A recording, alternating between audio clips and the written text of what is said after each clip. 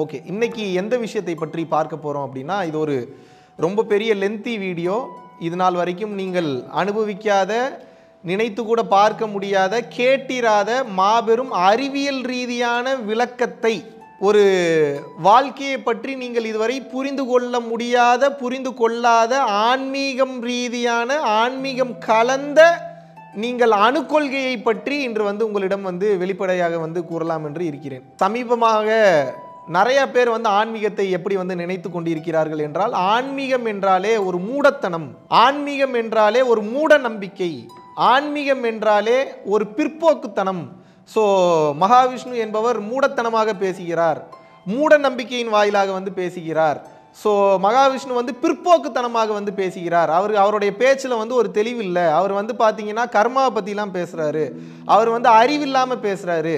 மகாவிஷ்ணு பார்த்தீங்க அப்படின்னா சம்பந்தமே இல்லாத கர்மா தியரியை பற்றி பேசுகிறாரு இப்படின்லாம் சொல்லி பல்வேறு ஊடகங்களில் பல்வேறு விதமான விஷயங்களை பார்க்க முடிகிறது. ஸோ அதற்கு நான் இதை பிளான் பண்ணி பண்ணணும் அப்படின்லாம் சத்தியமாக நினைக்கல. ஆனால் இறைவன் அப்படிப்பட்ட ஒரு சுச்சுவேஷனை கொண்டு இன்று ஏற்பாடு செய்து விட்டார்.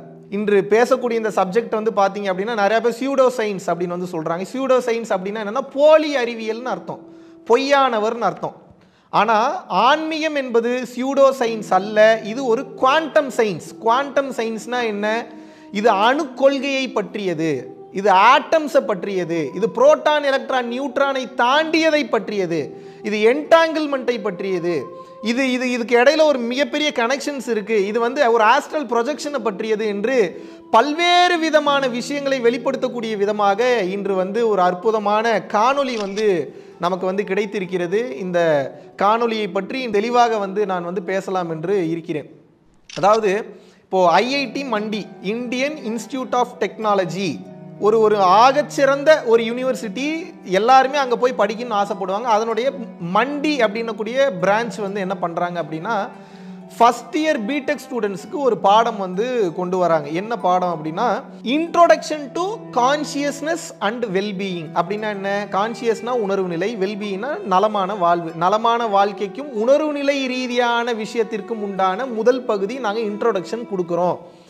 இதில் எதெல்லாம் அடிஷ்னல் சப்ஜெக்டாக வருது பார்த்தீங்கன்னா, அவுட் ஆஃப் பாடி எக்ஸ்பீரியன்சஸ். அப்படின்னா என்ன? பரகாய பிரவேசம், கூடு விட்டு கூடுவாய்தல். ஆகாய பிரவேசம், உடலை விட்டு வெளியே சென்று ஆன்மாவில் பயணம் செய்தல், ஆஸ்ட்ரல் ப்ரொஜெக்ஷன். அது மட்டும் இல்லாமல் ரீஇன்கார்னேஷன். அப்படின்னா என்ன? மறுபிறவி பற்றிய உண்மை. இப்போ நம்ம பேசுறது சியூடோ சயின்ஸா இருக்கு அப்படின்னா, மேலை நாடுகளில் இன்று ஏகப்பட்ட இடங்களில் ஏற்றுக்கொள்ளப்பட்ட தத்துவம் இந்த ரீஇன்கார்னேஷன், மறுபிறவி தத்துவம். அதை தெளிவாக சயின்டிஃபிக் ரீதியாக உண்மை என்று இன்று சொல்லக்கூடிய வகையில் பார்த்தீங்கன்னா, இன்னைக்கு சயின்டிஃபிக்கான ஒரு ப்ரூஃப் இன்னைக்கு தெளிவாக விளக்கம் கொடுக்கலாம் என்று இருக்கிறோம். இதை நான் விளக்கம் கொடுக்குறேன்னு சொல்றதை விட என்னை சார்ந்த ஒருவர் உங்களுக்கு விளக்கம் கொடுக்க போகிறார். அவர் யாரு அப்படின்னு பார்த்தீங்க அப்படின்னா, எனக்கு ஒரு 3 வருடத்திற்கு முன்னாடி நம்மளுடைய ஆஃபீஸ்க்கு ஒரு மெயில் ஒன்று வருது. என்ன மெயில் வருது அப்படின்னா, இந்த மாதிரி எனது பெயர் மீனா, நான் பார்த்தீங்க அப்படின்னா ஸோ அண்ட் ஸோ இந்த மாதிரி யூஎஸ்ஏல, யுனைடெட் ஸ்டேட்ஸ் ஆஃப் அமெரிக்காவில் ஜார்ஜியா அப்படின்ற பகுதியில் இருக்கேன். அவங்க பார்த்தீங்க அப்படின்னா ஒரு பிஹெச்டி ஹோல்டர், நமது தமிழ் வம்சாவளியை சார்ந்தவர்கள் தான். அந்த மீனான்றவங்க என்ன பண்ணுறாங்க அப்படின்னா, யூனிவர்சிட்டியில் பார்த்தீங்கன்னா அசிஸ்டன்ட் ப்ரொஃபஸராக இருக்காங்க. ஸோ ஆர்டிஃபிஷியல் இன்டெலிஜென்ஸ், இன்னும் அணுக்கொள்கைகள், அதை கடந்த நிலையில் இன்ஃபர்மேஷன் டெக்னாலஜி, இதெல்லாம் ரொம்ப பிரித்து புட்டு வைக்கிறவங்க. அவங்க சொன்ன அந்த மேட்டரை, அந்த மெயிலில் இருக்கக்கூடிய மேட்டரை உங்களுக்கு நான் கிளியராக எக்ஸ்பிளைன் பண்ணுறேன். ஒரு கிட்டத்தட்ட ஒரு 1.5 பக்கம் பெரிய மெயில். அந்த மெயிலை நான் ஷேர் பண்ண வேணாம்னு நினைக்கிறேன். ரொம்ப பெரிய மெயில். அந்த மெயிலில் அவங்க என்ன போட்டிருந்தாங்க அப்படின்னா, அதோடைய கண்டென்ட் என்ன அப்படின்னா, சின்ன வயசுலேருந்து நான் படிக்காத புத்தகங்கள் கிடையாது. ஸோ ஈஸ்டர்ன் கல்ச்சர், ஈஸ்டர்ன் கல்ச்சர்னா இந்தியா மற்றும் அதை சார்ந்த கல்ச்சரு, அப்புறம் வெஸ்டர்ன் கல்ச்சர், மேலை நாடுகள் இருக்கக்கூடிய இந்த ஆன்மீக ரீதியான தொடர்புகளுக்கும் ஏதோ பெரிய தொடர்பு இருக்குன்றதை சின்ன வயசுலேருந்தே நான் புரிஞ்சுக்கிட்டேன். அப்போ இந்த ஆன்மீகத்தில் அடுத்த கட்டம் நான் போகணும்னு நினைக்கிறேன். ஆனால் நான் போகணும்னு நினைக்கும் போது ஏகப்பட்ட புத்தகங்களை படிக்கிறேன், ஏகப்பட்ட மேலை நாட்டு அறிஞர்களை நான் படிக்கிறேன், பல 100 புத்தகங்கள் படித்திருக்கிறேன். இந்த இன்ஃபர்மேஷன் டெக்னாலஜி பற்றி படிச்சிருக்கேன், பிஹெச்டி முடிச்சிருக்கேன். ஸோ டாக்டர் ஆஃப் ஃபிலாசபி வரைக்கும் என்னால் முடிச்சிருந்தாலும் கூட ஆன்மீகத்தில் என்னால் இன்னும் பல்வேறு விதமான கேள்விகளுக்கு என்னால் ஒரு தெளிவு நிலைக்கு, பதில் நிலைக்கு என்னால் வரவே முடியவில்லை. பல்வேறு விதமான மேலை நாட்டு அறிஞர்கள் பல்வேறு விதமான விஷயங்களை புத்தகங்களில் எழுதிவிட்டு சென்றிருந்தாலும் கூட எனக்கு வந்து பல கேள்விகளுக்கு என்னால் வந்து ஆன்சருக்கு வந்து கிடைக்கல. நான் பல்வேறு விஷயத்தை படித்து புரிஞ்சு வச்சிருக்கிறேன். ஆனால் வந்து பார்த்தீங்கன்னா பல்வேறு விதமான விஷயங்களுக்கு என்னால் உள்ளே இருந்து என்னால் கனெக்ட் பண்ணி ஆன்சர்ஸை வந்து கண்டுபிடிக்க முடியல. ஆனால் அவங்க போட்ட விஷயம் அதான். ஆனால் சமீப காலமாக இறைவன் உங்களது வீடியோஸை பார்க்குறதுக்கு எனக்கு வந்து ஏற்பாடு பண்ணி கொடுத்தாரு. ஸோ பரம்பொருள் ஃபவுண்டேஷன் வீடியோஸை நான் தொடர்ச்சியாக பார்த்து கொண்டே வரும்போது நான் ஒரு ப்ரொஃபஸராகவே இருந்தாலும் கூட எனது வாழ்க்கையில் நான் பல்வேறு மாணவர்களுக்கு நான் வந்து ப்ரொஃபஸர் லெவலில் நான் வந்து டீச்சிங் சொன்னாலும் கூட என்னாலேயே உணர முடியாத பல்வேறு விதமான விஷயங்களை அறிவியல் ரீதியான பல விஷயங்களை உணர்வதற்கு உங்களது மெய்யியல் ரீதியான கருத்துக்கள் வந்து எனக்கு ரொம்ப வந்து உபயோகமாக இருந்தது. உங்கள் வீடியோஸை பார்த்து ஏகப்பட்ட இடத்துக்கு நான் போய் கற்றுக்க முடியாத விஷயத்தை பல்வேறு விதமான விஷயங்களுக்கு நான் குழப்பத்தில் இருந்தேன். பல வருடங்கள் நான் குழப்பத்தில் இருந்த பல்வேறு விதமான கேள்விகளுக்கு உங்களது வீடியோ வந்து மிகப்பெரிய பதிலாக அமைந்தது. தொடர்ச்சியாக உங்களோட வீடியோஸை பார்க்க எனது வாழ்க்கையே வந்து மாறிவிட்டது அப்படின்னு வந்து சொல்லியிருந்தாங்க. ஸோ எனக்கு வந்து அடுத்த கட்டம் நீங்கள் கைடு பண்ண முடியுமா அப்படின்னு சொல்லி கேட்டிருந்தாங்க. ஸோ அவங்களுக்கு நம்ம ரிப்ளை பண்ணியிருந்தோம். ஆன்லைனில் வந்து தீட்சை வாங்கிக்கலான்னு சொல்லி அவங்களுக்கு வந்து ஆன்லைனில் ஒரு முறை தீட்சையும் வந்து கொடுத்துருக்கோம். ஸோ அதுக்கப்புறம் ஆன்லைனில் தீட்சை வாங்கிய அவர்கள் ஆன்லைனில் ஜூம் கிளாஸ் வழியாக பரம்பொருள் யோகம் தீட்சை பெற்று தொடர்ச்சியான முறையில் தீட்சை பெற்று தீட்சையை வந்து மிகச் சரியாக ஃபாலோ செய்யக்கூடிய ஒரு ஆகச்சிறந்த பரம்பொருள் யோகி யார் அப்படின்னு வந்து கேட்டிங்கன்னா நம்ம ப்ரொஃபஸர் மீனா அவர்கள். ஸோ அவர்கள் வந்து தொடர்ச்சியாக பயிற்சி செய்து கொண்டு வந்த காரணத்தினால் இன்று நினைத்து பார்க்க முடியாத மாபெரும் நல்ல ஆன்ம நிலையில் வந்து இருக்கிறார். ஏகப்பட்ட அருள் அனுபவங்கள் அவருக்கு, ஏகப்பட்ட விஷயங்களை வந்து உணர்ந்து ஒரு காலகட்டத்திற்கு மேலே என்ன ஆயிட்டாங்க அப்படின்னா நான் உணர்ந்த இந்த விஷயங்களை இப்படியே வச்சிருக்க கூடாது. இப்போ நீங்கள் என்னெல்லாம் எடுத்துக்கிட்டீங்கன்னு வச்சுக்கோங்களேன், நம்மெல்லாம் வந்து தானாக இறை அருளினால் குரு அருளினால் வர்றதை அப்படியே ஸ்பீக்கர் மாதிரி பேசுகிறேன். அந்த வாய் பேசுனா அந்த வாய் பேசலை, வாய் வழியாக குருமார்களும் இறைவனும் பேசுகிறார்கள். அந்த அருட்சக்தி வழியாக வந்து பேசுகிறேன். இது வெறும் ஸ்பீக்கர் தான், இது வெறும் பாடி தான். ஆனால் இப்போ ஒரு அறிவியல் ரீதியான விளக்கம் கொடு அப்படின்னு வந்து இப்போ நீங்கள் கேட்குறீங்கன்னு வச்சுக்கோங்க. ஆன்மீகம் என்றாலே மூட நம்பிக்கை, ஆன்மீகம் என்றாலே பிற்போக்குத்தனம், ஆன்மீகம் என்றால் லூசுத்தனம், ஆன்மீகம் என்றால் அறியாமை, கருணை அப்படிலாம் ஒன்றும் கிடையாது, கர்மா என்ற ஒன்றும் கிடையாது, இந்த தியரிலாம் போய் பிறர்க்கு நான் முற்பகல் செய்யும் தமக்கு நான் பிற்பகல் தாமை என்று வரும் என்றால் போய், இது அணுக்கொள்கை என்றால் போய், இப்படி போய் அப்படி போய் ஆன்மீகத்தையும் அறிவியலையும் பிரித்து வைத்து விட்டார்கள். ஆனால் அறிவியல் என்பதே ஆன்மீகத்தினுடைய ஒரு பகுதி தான் என்பது பலருக்கு தெரியவில்லை. அறிவியலுக்கு மேற்பகுதியில் இந்த ஆன்மீகம் என்பது வந்து இருக்கிறது. அப்போ இதுக்கு வந்து சயின்டிஃபிக்காக எக்ஸ்பிளைன் பண்ணணும். சயின்டிஃபிக்காக எக்ஸ்பிளைன் பண்ணணும்னா புக்கு நிறையா படிச்சிருக்கணும். புக்கு நிறையா படிக்கிற பழக்கம் நமக்கு இல்லை. அப்போ என்ன பண்ணுறது அப்படின்னு சொல்லி உட்கார்ந்து இருக்கும்போது அற்புதமான ஒரு வீடியோவை வந்து பார்த்தீங்கன்னா நமது மீனா அவர்கள் சொந்தமாக ஒரு சேனல் ஸ்டார்ட் பண்ணி, இப்போ தான் ஒரு 2-3 நாள் முன்னாடி தான் தெரிஞ்சது, அவங்க சேனல் ஸ்டார்ட் பண்ணி மக்களுக்கு இந்த தன்மையை கொண்டு போய் சேர்த்து கொண்டே இருக்கிறார்கள் என்று வந்து தெரிந்தது. அதில் வந்து ஒரு அற்புதமான ஒரு வீடியோ, நான் அவங்களோட சேனல் லிங்க்கும் வந்து நான் கீழே கொடுக்க சொல்கிறேன். நான் டைட்டில்லையும் வந்து அவங்களோட சேனலை வந்து நான் வந்து ரெஃபர் பண்ண சொல்கிறேன். கம்பல்சரி அவங்களோட சேனலை வந்து நீங்கள் வந்து ஃபாலோ பண்ணுங்கள். அந்த சேனலை நீங்கள் பார்க்கும்போது உங்களுக்கு நிச்சயமாக பல்வேறு விதமான ஆன்மீக ரகசியங்களை அறிவியல் ரீதியாக சாட்சிகளுடன் சான்றுகளுடன் உங்களால் புரிந்து கொள்ள முடியும். இனிமேல் உங்களை யாரும் மூட நம்பிக்கையாளர் பிற்போக்குவாதி என்று கூற முடியாது. வள்ளலார் சொல்லி வைத்து விட்டு சென்ற ஜீவகாருண்ய ஒழுக்கத்தையும் திருமூலர் சொல்லி வைத்து விட்டு சென்ற அணுக்கொள்கையையும் இன்று இருக்கக்கூடிய சமீபத்தில் வாழ்ந்த பல்வேறு சயின்டிஸ்ட் வந்து சாட்சி ரீதியாக ப்ரூவ் பண்ணுறாங்க. நான் படிக்காத பல புத்தகங்களை படித்து ரெஃபர் பண்ணி பல மேட்ரை எடுத்து அவங்க வாழ்க்கையில் இம்ப்ளிமெண்ட் பண்ணி அதை கடந்த நிலையில் நமது ஈஸ்டர்ன்னா என்ன, நமது மெய்யியல் சார்ந்த கல்வியானது நிற்கிறது என்று ஃபைனலாக நமது கொள்கையை ஏற்றுக்கொண்டு பரம்பொருள் யோகியாகவும் பரம்பொருள் யோகத்தை கடந்த நிலையில் ஒரு மிக சிறந்த ஜீவகாருண்யவாதியாகவும் வாழ்ந்து கொண்டு வரக்கூடிய நமது அசிஸ்டன்ட் ப்ரொஃபஸர் நமது மீனா அவர்களுடைய ஒரு காணொளியை, இந்த அறிவியல் சார்ந்த அந்த விளக்கத்தை வந்து இப்போ வந்து ஒரு முழு லென்த்தியான வீடியோவை வந்து நீங்கள் வந்து பார்க்க போகிறீங்க. தயவு செஞ்சு கொஞ்சம் பொறுமையாக பாருங்கள், டைம் எடுத்து பாருங்கள். பல விஷயம் உங்களுக்கு புரியாது. ஆனால் இதை எதுக்கு இப்போ இவ்வளோ பெரிய வீடியோவாக உங்களுக்கு நாங்கள் இந்த இடத்துல ஷேர் பண்ணுறோம் அப்படின்னா, பல்வேறு விதமான நபர்கள் பல்வேறு விதமான இடங்களில் வந்து உட்கார்ந்து உங்களை டைவர்ட் பண்ணிடக்கூடாது. நீ போகிறது தப்பான பாதை, நீ இதில் போகக்கூடாது, நீ இதில் போயிட்டேன்னா உயிர் போயிடும், நீ இதில் போயிட்டேன்னா லூஸ் ஆயிடுவ, இதெல்லாம் வாழ்க்கைக்கு ஏதாவது பயனளிக்குமா, உனக்கெல்லாம் அறிவு இருக்கா, இப்படிலாம் கேட்டு உங்களோட எனர்ஜி லெவலில் கம்மி பண்ணி உங்களோட வைப்ரேஷன் லெவலில் லோயர் லெவல் பண்ணி உங்களோட வாழ்க்கையில் அடுத்த கட்டம் செல்ல விடாமல் உங்களை தடுத்து விடுவார்கள். அந்த காரணத்தினால் இனிமேல் யாரும் தடுக்க முடியாத அளவிற்கு உங்களுக்கு பல சாட்சியங்களுடன் அறிவியல் விளக்கங்களுடன், நான் புக்கு படிக்கிற பழக்கம் அதிகமாக இல்லை, ஆனால் பல புத்தகங்களை படித்து ரெஃபர் பண்ணி சயின்டிஃபிக் ரீதியாக ஆல்ரெடி அவங்க ரெடி பண்ணி வச்சுருக்கக்கூடிய அந்த வீடியோவை இன்று இந்த வீடியோவோட உங்களுக்கு நான் அட்டாச் பண்ணுறேன். பொறுமையாக பாருங்கள். முடியலன்னா மறுபடியும் ரீவைண்ட் பண்ணி முடிஞ்ச அளவுக்கு புரிந்து கொள்ள முயற்சி பண்ணுங்கள். கடைசி வரைக்கும் இந்த வீடியோவை பாருங்கள். நான் பேசிய விஷயங்கள், இறைவன் இந்த உடல் மூலியமாக உணர்த்திய விஷயங்கள் அனைத்தும் 100% அல்ல, 1000% உண்மை என்பது உங்களுக்கு தானாக புரிய வரும். அதுக்கப்புறம் யார் எப்படி உங்களுக்கு டிமோட்டிவேட் பண்ணாலும், யார் உங்களை எப்படி பார்த்தீங்கன்னா நெகட்டிவாக பேசினாலும், இதற்கப்புறம் இந்த யோக பாதையும் ஞான பாதையும் நீங்கள் விட்டுவிட மாட்டீர்கள். பல பேர் என்ன நினச்சிக்கிறீங்க அப்படின்னா, பகுத்தறிவு என்றாலே பார்த்தீங்கன்னா நான் தான் உயர்ந்தவன் என்று நினைக்கிறீர்கள். அப்படி அல்ல. அந்த பகுத்தறிவு பேசக்கூடியவர்களும் தயவு செய்து ஒரு ஹம்பிள் ரெக்வஸ்ட் நான் என்ன சொல்கிறேன் அப்படின்னா, இந்த முழுமையான வீடியோவை நீங்கள் பார்த்து உணர்ந்து தெளியும் போது உங்களுக்கு புரிய வரும். ஆன்மீகம் என்பது அறிவியல் சார்ந்த ஒரு விஷயம், அறிவியலை கடந்த ஒரு விஷயம். இந்த அறிவியலும் ஆன்மீகத்தின் கீழ்தான் வருகிறது. இந்த மெய்யியல் கொள்கையை பற்றி நீங்கள் புரிந்து கொள்ள வரும்போது சியூடோ சயின்ஸ் அல்ல, போலி அறிவியல் அல்ல, இது முழுக்க முழுக்க குவாண்டம் சயின்ஸ், அணுவை பற்றியது, அருளை பற்றியது. இந்த அணு மற்றும் அருளை பற்றி முழுதுமாக புரிந்து கொள்வதற்குண்டான இந்த தெளிவான வீடியோவை PhD முடித்த ஒரு USA இருக்கக்கூடிய ஒரு யூனிவர்சிட்டி ப்ரொஃபஸர் பார்த்தீங்கன்னா ஆராய்ச்சி செய்து பல வருட அனுபவங்களை உங்களுக்கு தொகுத்து ஒரு வீடியோவாக கொடுத்திருக்கிறார். இதை பார்க்கும்போது இந்த பாதையில் உங்களுக்கு ஒரு நம்பிக்கை வரும், தொடர்ச்சியாக பயணம் செய்ய முடியும்.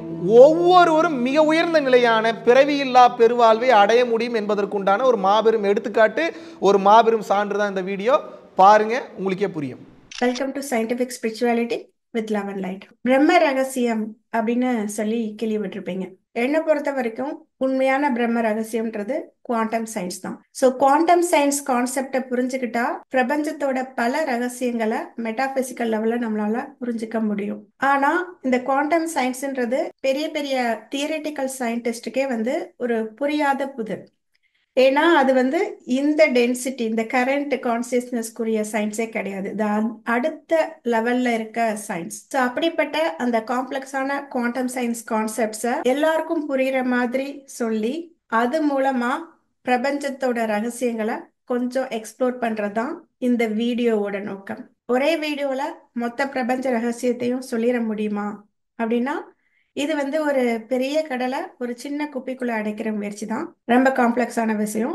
ஆனா ஒரு துளி கடல் நீர் மொத்த கடலையும் ரெப்ரசன்ட் பண்ற மாதிரி இந்த ஒரு வீடியோல இருக்க கான்செப்டை புரிஞ்சுக்கிறது மூலமா பிரபஞ்ச ரகசியத்தோட பல விஷயங்களை உங்களால டீகோட் பண்ணி புரிஞ்சுக்க முடியும். அதுக்குரிய முயற்சி தான் இந்த வீடியோ. கண்டிப்பா இது லென்த்தியான வீடியோவா இருக்கும். ஆனா இந்த வீடியோ யார போய் சேரணும் அப்படின்ற ப்ராப்ளம் இருக்கோ அவங்களுக்கு கண்டிப்பா போய் சேரும்ன்ற நம்பிக்கை எனக்கு இருக்கு. அவங்க கான்செப்டுக்குள்ள போலாம். என்லைட்டன்மெண்ட், குவாண்டம் சயின்ஸ் அப்படின்ற இந்த ரெண்டு பிரம்மாண்ட விஷயங்களை ஒன்னா எளிமையான முறையில புரிய வைக்கிற முயற்சி தான் இந்த வீடியோ. ஸோ என்னோட நிறைய வீடியோல சர்வ் டு அதர்ஸ், அதாவது பிறர் நலம் சார்ந்த வாழ்க்கை அப்படின்ற கான்செப்டை வலியுறுத்தி சொல்லியிருக்கேன். இந்த கரண்ட் பிஸி லைஃப்ல எல்லாருக்கும் அவங்கவுங்க பிரச்சனைகளை பார்த்துட்டு அவங்கவுங்க வாழ்க்கையில முன்னேறி போறதுக்கே நேரம் சரியா இருக்கு. அது பண்ணாலே அது பெரிய விஷயமா இருக்கு. அப்படி இருக்கப்ப எப்படி சர்வ் டு அதர்ஸ், அதாவது பிறர் நலம் சார்ந்த வாழ்க்கையை எப்படி யோசிச்சு பார்க்க முடியும்ன்ற கொஸ்டின் நிறைய பேருக்கு இருக்கலாம். அது நியாயமான கேள்வி கூட. இந்த கேள்விக்கு எப்படி ஒரு சரியான முறையில விளக்கத்தை தர்றது அப்படின்ற தேடுதல் எனக்கு ரொம்ப நாளாவே இருந்தது. ஏன்னா இது ரொம்ப முக்கியமான கான்செப்ட். அதாவது இந்த தேர்ட் டென்சிட்டி பிளானட்னு வாங்க நம்மளோட பூமியை கரண்ட் கான்சியஸ்னஸ் வச்சு, இந்த தேர்ட் டென்சிட்டி லைஃபுக்கு ஒரு பேஸே இந்த சர்வ் டு அதர்ஸ் அப்படின்ற கேட்டகரியில ஒரு லெவலை ரீச் பண்றதுதான். ஸோ இது ரொம்ப ரொம்ப முக்கியமான கான்செப்ட். ஆனா எல்லாருக்கும் அவங்கவுங்க வாழ்க்கையவே பார்க்க சரியா இருக்குன்றதும் ஒரு நிதர்சனமான உண்மை. அப்படி இருக்கப்ப இந்த ரெண்டு பெரிய கேப்பை எப்படி மேட்ச் பண்ணி இந்த கான்செப்டை எப்படி எல்லாருக்கும் புரிய வைக்கணும் அப்படின்ற தேடுதல் வந்து எனக்கு ரொம்ப நாளா இருந்தது. நான் ஏற்கனவே நிறைய வீடியோல சொன்ன மாதிரி நம்ம தேடுற விஷயம் வந்து நம்மளை தேடிட்டு இருக்கும். ஓகேவா? நம்ம எப்ப கரெக்டான அந்த ரிசீவிங் ஃப்ரீக்குவன்சில இருக்கிறோமோ அப்ப நம்ம தேடுற விஷயம் வந்து நம்மளை வந்து அடையும். அதுவும் நம்மளோட தேடுதல் வந்து பிறர் நலம் சார்ந்ததா இருக்கிறப்ப அதுக்கு மொத்த யூனிவர்ஸுமே ஹெல்ப் பண்ணும். ஸோ இந்த சர்வ் டு அதர்ஸ்ன்ற கான்செப்டை எப்படி எல்லாருக்கும் புரிய வைக்கணுன்ற என்னோட அந்த தேடுதல் வந்து பிறர் நலம் சார்ந்த தேடுதலாக இருந்தனால யூனிவர்ஸ் வந்து எனக்கு ஒரு ரொம்ப பர்ஃபெக்டான எக்ஸாம்பிளை வந்து ஒரு பர்ஃபெக்டான மெசேஜாக கொடுத்துச்சு. ஸோ நான் ஏற்கனவே சொன்ன மாதிரி கரெக்டான டைம்ன்றது நம்மளோட கரெக்டான ஃப்ரீக்வன்சி தான் அப்படின்னு சொல்லியிருக்கோம் இல்லையா? ஸோ அந்த ரிசீவிங் ஃப்ரீக்வன்சியில் நம்ம கரெக்டாக இருக்கிறப்ப நம்ம தேடுற அந்த விஷயம் வந்து நம்மளுக்கு ஏதாவது ஒரு மெசேஜாக நம்மளை தேடி வரும். அது வந்து நீங்கள் படிக்கிற புக்காக இருக்கலாம், இல்லை நீங்கள் பார்க்குற வீடியோவாக இருக்கலாம், இல்லை சின்ன குழந்தை சொல்கிற மெசேஜாக இருக்கலாம், எதுனாலும் இருக்கலாம். இந்த பர்டிகுலர் மெசேஜ் வந்து என்ன எப்படி ரீச் ஆச்சுன்னா, நான் வந்து பிளாக் அப்படின்ற ஒரு படம் பார்த்தேன். அது வந்து ஒரு குவாண்டம் சயின்ஸ் பேஸ் பண்ண ஒரு ரொம்ப நல்ல படம். அந்த படம் பார்த்துட்டு இருக்கப்ப எனக்கு வந்து இந்த மெசேஜ் வந்து ஸ்ட்ரைக் ஆச்சு. இந்த கான்செப்டை புரிய வைக்கிறதுக்கு இதுக்கு மேல ஒரு பெஸ்ட் எக்ஸாம்பிள் எனக்கு கிடைக்குமான்றது சந்தேகம். So I am really lucky to receive this message and I am really happy to share this message with you all. இந்த மெசேஜ் உங்களை ரீச் ஆச்சுன்னா நீங்களும் லக்கி தான். ஸோ இந்த சர்வ் டு அதர்ஸ்ன்ற அந்த கான்செப்டை டிரெக்டாக நான் எக்ஸ்பிளைன் பண்ணுறதுக்கு முன்னாடி அதை சார்ந்த நிறைய விஷயங்களை வந்து நான் புரிய வைக்கணும். அது எல்லாமே குவாண்டம் சயின்ஸ் பேஸ் பண்ண கான்செப்ட் தான். ஆனால் என்னால் முடிஞ்ச வகையில் அதை ரொம்ப ரொம்ப ஈஸியாக ஒரு குழந்தைக்கு கூட புரிகிற மாதிரி தான் நான் வந்து இந்த வீடியோவில் எக்ஸ்பிளைன் பண்ணலான் இருக்கேன். கடைசி வரைக்கும் இந்த வீடியோவை பாருங்கள். ஒரு மிகப்பெரிய தெளிவு கண்டிப்பா உங்களுக்கு கிடைக்கும். வாழ்க்கையை பத்தின உங்களோட கண்ணோட்டமே கண்டிப்பா மாறுபடும். இந்த கான்செப்ட் புரியறதுக்கு காரணமா இருந்த அந்த பிளாக் அந்த படத்தோட அந்த டீம் வந்து they really did a good job.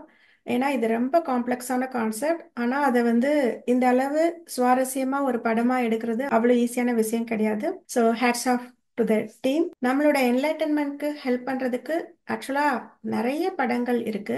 நம்மளோட கான்சியஸ்னஸ் லெவல் எந்த லெவல்ல இருக்கோ அதுக்கு ஏத்தாப்புல நம்மளோட புரிதலும் மாறுபடும். ஃபார் எக்ஸாம்பிள் வந்து இந்த மேட்ரிக்ஸ் அப்படின்ற படத்தை நான் ஃபர்ஸ்ட் பாக்குறப்ப நம்மளை வந்து யாரோ வெளியே இருந்து கண்ட்ரோல் பண்றாங்க, அதாவது ஷேடோ கவர்மெண்ட் அந்த மாதிரி ஒரு கான்செப்ட்ல தான் நான் ஃபர்ஸ்ட் புரிஞ்சுக்கிட்டேன்.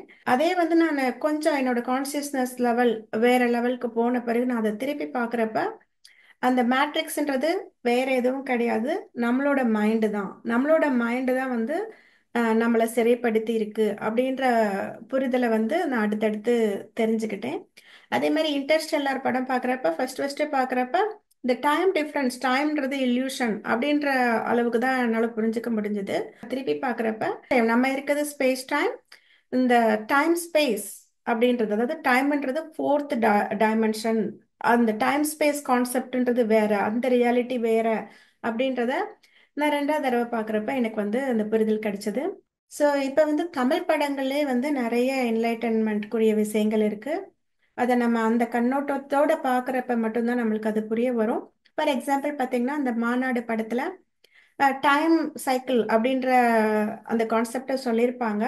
ஆனால் எனக்கு இன்ட்யூட்டிவாக டவுன்லோட் ஆன அந்த மெசேஜ் என்னன்னா, நம்மளோட சோல் பர்பஸ், அதாவது நம்ம இந்த பிறவி எடுத்ததுக்குன்னு ஒரு நோக்கம் இருக்கு இல்லையா, அந்த நோக்கம் தான் நம்மளோட ஃபர்ஸ்ட் ப்ரியாரிட்டி. படிக்கிறது, வேலைக்கு போகிறது, சொத்து சேர்க்கறது இதெல்லாம் பை ப்ராடக்ட்ஸ். ஓகேவா? அது வரும் போகும். பட் ஆனால் நம்ம வந்த நோக்கம் தான் நம்மளோட சோல் பர்பஸ்.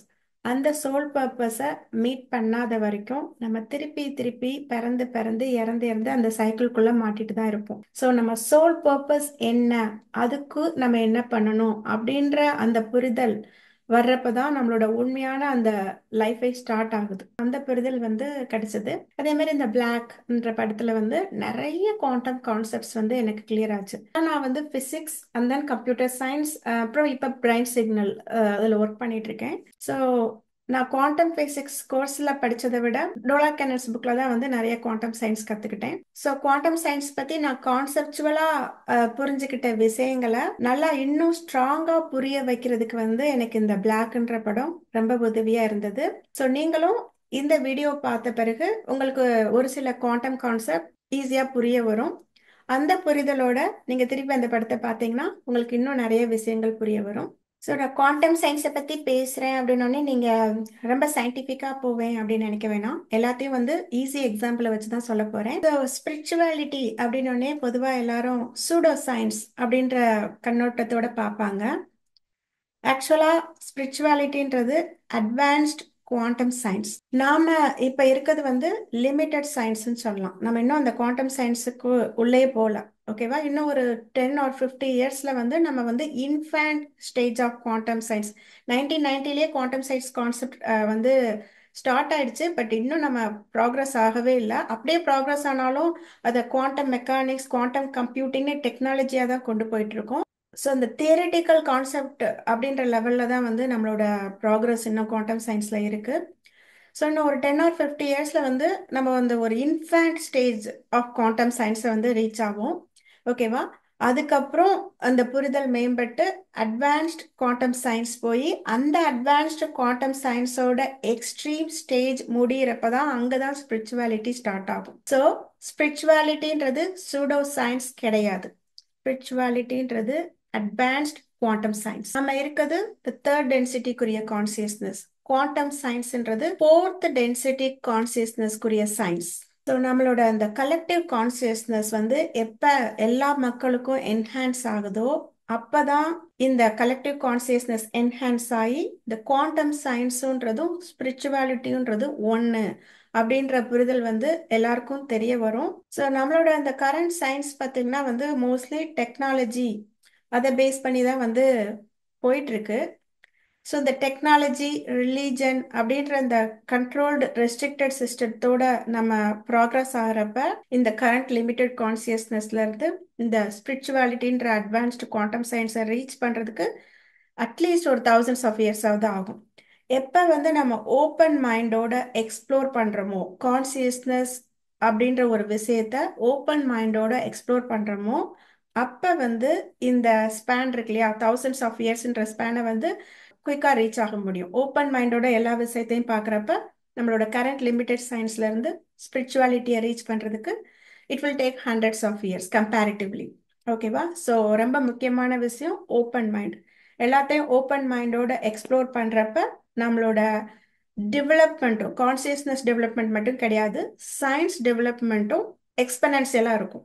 நம்ம கான்சியஸ்னஸ் வளர்றப்ப சயின்ஸ் டெக்னாலஜி அதை மட்டும் ஃபோக்கஸ் பண்ணாமல் ஸ்பிரிச்சுவாலிட்டி அப்படின்ற அந்த இன்னர் சயின்ஸையும் ஃபோக்கஸ் பண்ணி வளர்ந்தாதான் பேலன்ஸாக வந்து வளர்ச்சி இருக்கும். அப்படி இல்லாமல் ஸ்பிரிச்சுவாலிட்டி அந்த இன்னர் சயின்ஸ் வளராமல் எக்ஸ்டர்னல் சயின்ஸ் டெக்னாலஜி அது மட்டுமே வளர்ந்துட்டு இருந்துச்சுன்னா அது அழிவை நோக்கி தான் கொண்டு போகும். இது நம்மளுக்கு புது விஷயம் கிடையாது. ஆல்ரெடி இந்த விஷயம் நம்மளுக்கு தெரிஞ்சே வந்து நடந்திருக்கு.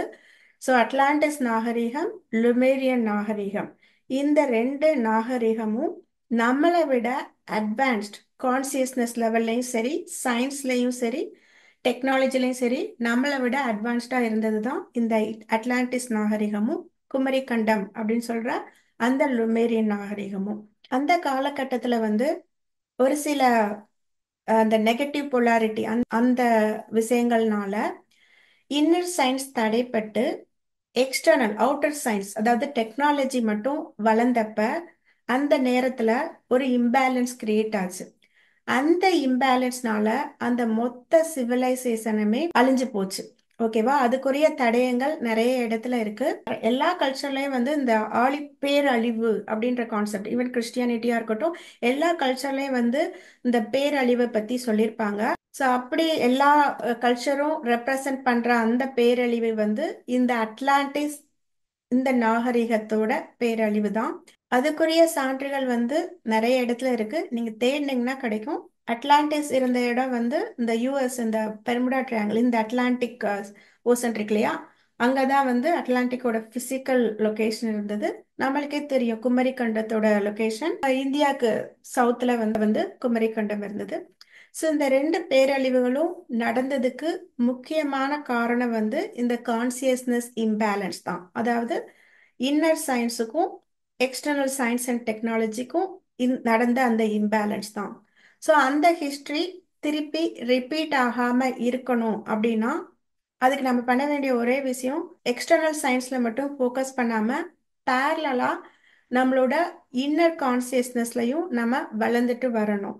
அப்படி வளர்றப்ப கலெக்டிவ் கான்சியஸ்னஸும் சயின்ஸும் சேர்ந்து வளர்றப்ப தான் நாம அடுத்த படிநிலையை நோக்கி முன்னேற முடியும். ஸோ இந்த எக்ஸ்டர்னல் சயின்ஸ் நம்ம கையில இல்லை, பட் இன்னர் சயின்ஸ் வந்து நம்ம எல்லாருடைய பொறுப்பு. ஓகேவா? ஸோ நம்மளோட கான்சியஸ்னஸையும் நம்மளோட புரிதலையும் வளர்த்துக்க வேண்டியது நம்ம எல்லாரோட பொறுப்பு. இல்லைன்னா நம்ம அட்லாண்டிஸ்ல சந்திச்ச அந்த பேரழிவு மாதிரி நம்ம திருப்பி இந்த மனித குலம் வந்து இன்னொரு பேரழிவை சந்திக்கிற மாதிரி இருக்கும். ஸோ அப்படிப்பட்ட அந்த இன்னொரு பேரழிவு நடக்க கூடாது. இல்லைன்னா we have to start it over. திருப்பி இருந்து we have to start from square one. ஓகேவா? அதனால வந்து இந்த விஷயம் திருப்பி நடக்க கூடாது அப்படின்றதுக்காக நிறைய ஹையர் பீயிங்ஸ், அதாவது ஹையர் டென்சிட்டி கான்சியஸ்னஸ்ல இருக்க ஹையர் பீயிங்ஸ் வந்து நம்மளோட எர்த்துக்கு ஹெல்ப் பண்ணிட்டு இருக்காங்க. ஃபார் எக்ஸாம்பிள் ரான்றது வீனஸ் அதுல இருந்து வந்த மக்களோட கலெக்டிவ் கான்சியஸ். நம்ம எப்படி இப்போ எர்த்தில் இருக்கோம், தேர்ட் டென்சிட்டியில் இருக்கோம், நம்மளோட கான்சியஸ்னஸ் வளர்ந்து வளர்ந்து இந்த ஃபோர்த்து ஃபிஃப்த்துன்னு ரீச் ஆகி சிக்ஸ்த்து அப்படின்ற டென்சிட்டி ரீச் ஆகிறப்ப ஒன் சிங்கிள் பீயிங்காக ஆயிடுவோம். அப்படி ஒன் சிங்கிள் பீயிங்காக ஆனவங்க தான் வந்து ரா. அவங்களுடைய அந்த பின்னணி வந்து இந்த வீனஸ்ல இருந்து ஒரு சிங்கிள் கான்சியஸ்னஸ் ஒன்னஸ் ஆனவங்க தான் வந்து இந்த ரா. ஸோ அவங்க வந்து அவங்கள தான் வந்து இந்த கிரீக் கான்செப்ட்ல வந்து சன் காட் அப்படின்னு சொல்லுவாங்க. அப்ப வந்து இந்த கிரீக் டயத்துல வந்து அவங்க வந்து டைரக்ட் கான்டாக்ட்ல இருந்தாங்க. ஆனா அப்ப இருந்த மக்கள் அவங்கள காட் அப்படின்ற கேட்டகரியில வச்சு பார்த்தாங்க. ஸோ அதனாலதான் வந்து ராவ சன் காட் அப்படின்வாங்க. ஸோ அவங்கள காட் அப்படின்ற கான்செப்ட்ல பார்த்தனால இவங்களோட கான்சியஸ்னஸ் இன்னும் வளரல, இட் வில் டேக் மோர் டைம்னு அவங்க வந்து கொஞ்ச நாள் நம்மளுக்கு டைம் கொடுத்தாங்க. இப்ப பாத்தீங்கன்னா நம்மளோட நிறைய மக்களோட கான்சியஸ்னஸ் வளர்ந்துருக்கு. அவங்கள காட் அப்படின்னு பார்க்காம we are from the same source, நம்ம எல்லாம் ஒரே சோர்ஸ்ல இருந்து வந்தவங்க, அவங்க நம்மளை விட கான்சியஸ்னஸ் அதிகமா இருக்காங்க அப்படின்ற அந்த பார்வையோட நம்ம எப்ப அவங்கள பார்க்குறோமோ அப்பதான் வந்து அவங்க நம்மளோட கனெக்ஷன்ல வர்றதுக்கு ரெடி ஆவாங்க. இப்ப வந்து நிறைய மக்கள் வந்து அந்த கான்சியஸ்னஸ்க்கு வந்திருக்காங்க.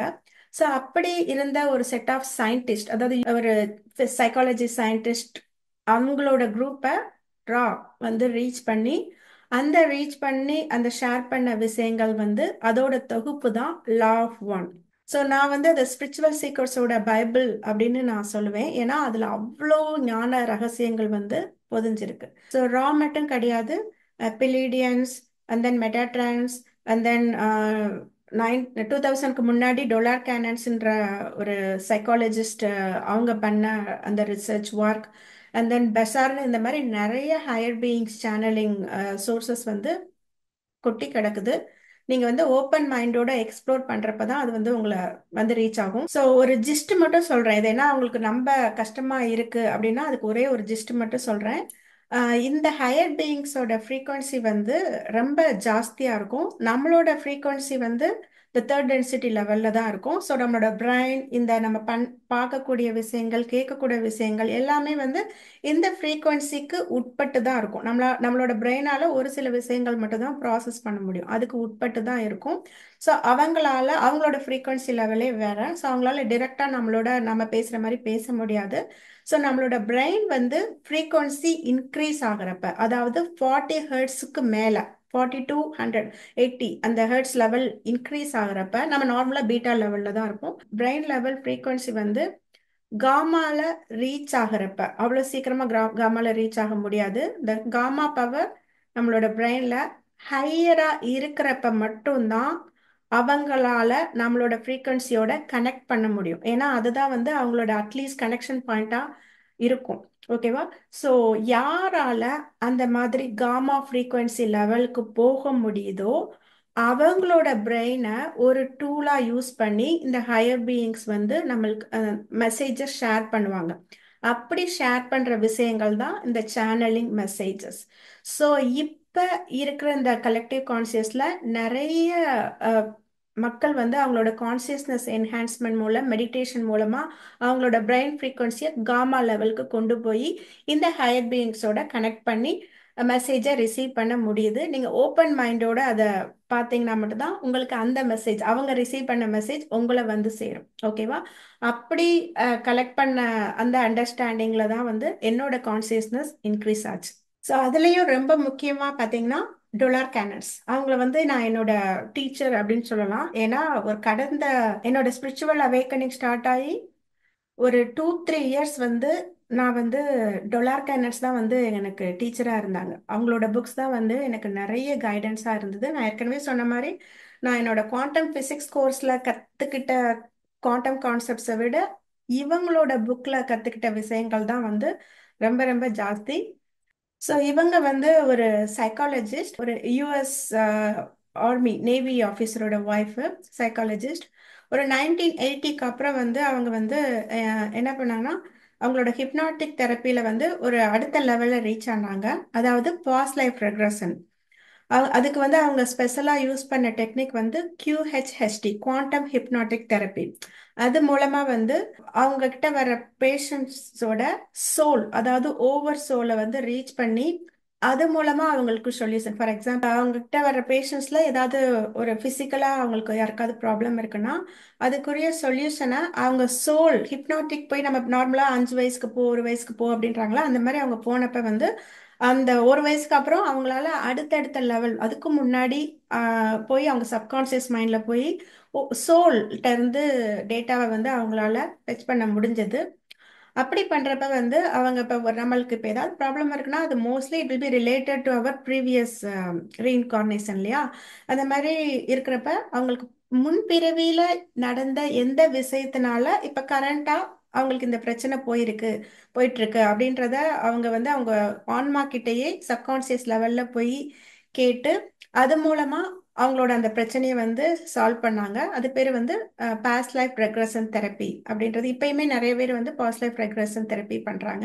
அவங்க அப்படி பண்ணிட்டு இருக்கப்ப ஒரு லெவல்ல என்ன ஆச்சுன்னா அவங்களால அந்த சோலை ஈஸியா அக்சஸ் பண்ண முடிஞ்சது இல்லையா? Over soul. அவங்க அதை அவங்க யூஸ் பண்ண அந்த ஸ்பெஷல் டெக்னிக் QHHT அப்படின்ற ஸ்பெஷல் டெக்னிக் மூலமா அவங்களால ஓவர் சோலை ஈஸியா ரீச் பண்ண முடிஞ்சனால நிறைய மெட்டாபிசிக்கல் கான்செப்ட்ஸை அவங்க நிறைய பேரோட ஓவர் சோல்கிட்ட இருந்து கேட்டு தெரிஞ்சுக்கிட்டாங்க. ஏன்னா நம்மளோட எல்லாரோட ஓவர் சோலும் இருக்கிற அந்த கான்சியஸ்னஸ் வந்து அட்வான்ஸ்ட் 6th டென்சிட்டி கான்சியஸ்னஸ். நாம வேணா வேற வேற லெவல்ல இருக்கும், பட் நம்ம எல்லாரோட ஆன்மாவும் இருக்கிற லெவல் வந்து advanced 6th density level. Okay, அதுல எந்த மாற்றமும் கிடையாது. ஸோ அந்த 6th டென்சிட்டியில இருக்கிற அந்த ஆன்மாக்கு வந்து எல்லா விஷயங்களும் தெரியுன்றனால கொஞ்சம் கொஞ்சமா அவங்களால நிறைய ரகசியங்களை, நிறைய கான்செப்ட்ஸ், மெட்டாபிசிக்கல் கான்செப்ட்ஸை வந்து இந்த therapy, past life regression therapy மூலமா அவங்களால தெரிஞ்சுக்க முடிஞ்சது. ஸோ இந்த ட்ரீட்மெண்ட் அப்படின்றத தாண்டி ஆக்சுவலா அடுத்த லெவல்ல அவங்க வந்து ஒரு நாலேஜ் கனெக்டர், அதாவது அந்த மெட்டாபிசிக்கல் லெவலுக்கும் இந்த பிசிக்கல் லெவலுக்கும் இடையில ஒரு பிரிட்ஜா வந்து அவங்கள வந்து யூஸ் பண்ண ஆரம்பிச்சாங்க ஹையர் டென்சிட்டி பீயிங்ஸ். அவங்கள வாலண்டியரா அவங்களுக்கு வந்து நிறைய மெசேஜ் அவங்க மூலமா இந்த ஹியூமனிட்டிக்கு நிறைய மெசேஜ் வந்து ஷேர் பண்ண ஆரம்பிச்சாங்க. அதுதான் ஆக்சுவலா ஸ்டார்டிங் பாயிண்ட். டொலார் கேனன்ஸ் தான் வந்து ஸ்டார்டிங் பாயிண்ட். அதுக்கப்புறம் நிறைய சேனலிங் நடந்தது. பட் டொலார் கேனன்ஸ் மூலமா, அந்த தெரப்பி மூலமா டிரான்ஸ்ஃபர் பண்ணப்பட்ட அந்த விஷயங்கள் வந்து ரொம்ப இன்க்ரெடிபிளான விஷயங்கள். ஸோ இந்த ஹிப்னோ தெரப்பி மூலமா அவங்க சேகரிச்ச விஷயங்களை வந்து தொகுத்து அவங்க 17 புக்ல வந்து எழுதியிருக்காங்க. இந்த 17 புக்ல நான் வந்து ஆல்மோஸ்ட் 15 புக்கு படிச்சிருக்கேன். 15 புக்லையும் அந்த சொல்ல வந்த அவங்க விஷயங்கள் வந்து நம்மளால காம்ப்ரிஹெண்டே பண்ணிக்க முடியாது. அவ்வளோ வியப்புக்குரிய விஷயங்கள் வந்து தெரிஞ்சுக்கிட்டேன். அதுதான் பிரம்ம ரகசியம் நான் சொல்லுவேன். ஸோ விஷயங்கள் ஆல்ரெடி இருக்கு. நம்மளுக்கு தேவை வந்து ஓப்பன் மைண்டு தான். ஸோ அந்த ஓப்பன் மைண்டோட நான் அந்த விஷயங்களை நான் தேடினப்ப எனக்கு வந்து நிறைய கான்செப்ட்ஸ் புரிய ஆரம்பிச்சிச்சு. அப்படி நான் புரிஞ்சுக்கிட்ட அந்த குவாண்டம் சயின்ஸ் கான்செப்டை தான் வந்து நான் இந்த வீடியோல உங்களுக்கு ஒவ்வொன்றா எளிமையா புரிய வைக்கலான் இருக்கேன். அப்படி புரியறப்ப உங்களுக்கு வாழ்க்கையோட அந்த சூத்திரங்கள் வந்து ஈஸியா புரிய ஆரம்பிக்கும். பிரபஞ்சத்தோட ரகசியங்கள் கொஞ்சம் தெரிய ஆரம்பிக்கும். ஸோ இந்த வீடியோவில் நான் முக்கியமாக கவர் பண்ண போகிற இந்த குவாண்டம் கான்செப்ட்ஸ் வந்து quantum entanglement, dual nature of atom, parallel reality, string theory and then quantum decoherence. So இது பார்த்தா ரொம்ப சயின்டிஃபிக்காக இருக்குது, எனக்கு புரியாது அப்படின்ற முடிவுக்கு வந்துடாதீங்க. ஏன்னா இந்த வீடியோவோட முக்கியமான நோக்கமே இவ்வளோ காம்ப்ளெக்ஸான கான்செப்டை ஒரு குழந்தைக்கு கூட புரிகிற மாதிரி சொல்லணும் அப்படின்ற நோக்கத்தில் தான் நான் வந்து இந்த முயற்சியை பண்ணிட்டு இருக்கேன். ஸோ கண்டிப்பாக உங்களுக்கு புரியும்.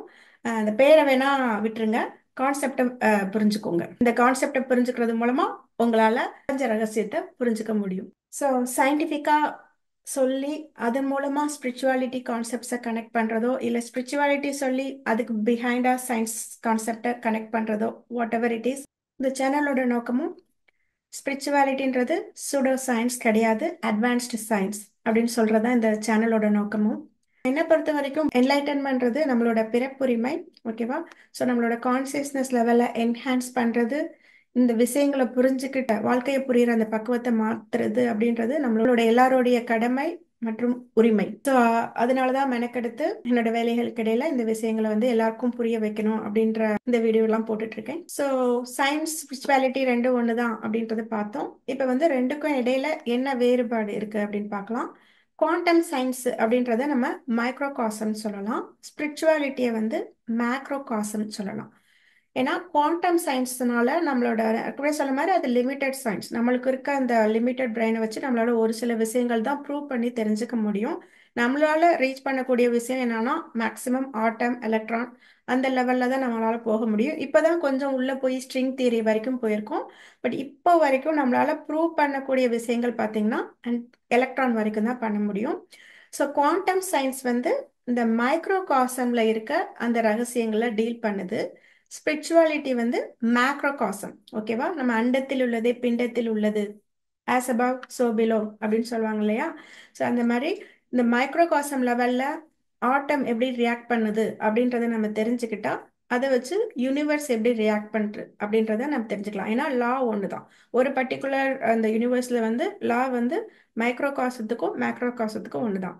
ஸோ நம்மளால ப்ரூவ் பண்ணி தான் நம்ம எல்லாத்தையும் புரிஞ்சுக்குவோம் அப்படின்னா இந்த குவாண்டம் சயின்ஸ்னால மைக்ரோ காசம் மட்டும்தான் ப்ரூவ் பண்ண முடியும். அதை வச்சு நம்ம மேக்ரோ காசத்துக்கு நம்மளா தான் மேப் பண்ணி புரிஞ்சுக்கணும். ஓகே, அதனால தான் வந்து இந்த குவாண்டம் சயின்ஸ் மூலமா இந்த ஸ்பிரிச்சுவாலிட்டியை புரிய வச்சா எல்லாருக்கும் ஈஸியா ரீச் ஆகுன்றது என்னோட கருத்து. ஸோ இந்த வீடியோலயே நான் வந்து இந்த ரெண்டு பெர்ஸ்பெக்டிவ்ல தான் வந்து நான் எல்லா கான்செப்டையும் எக்ஸ்பிளைன் பண்ண போறேன்.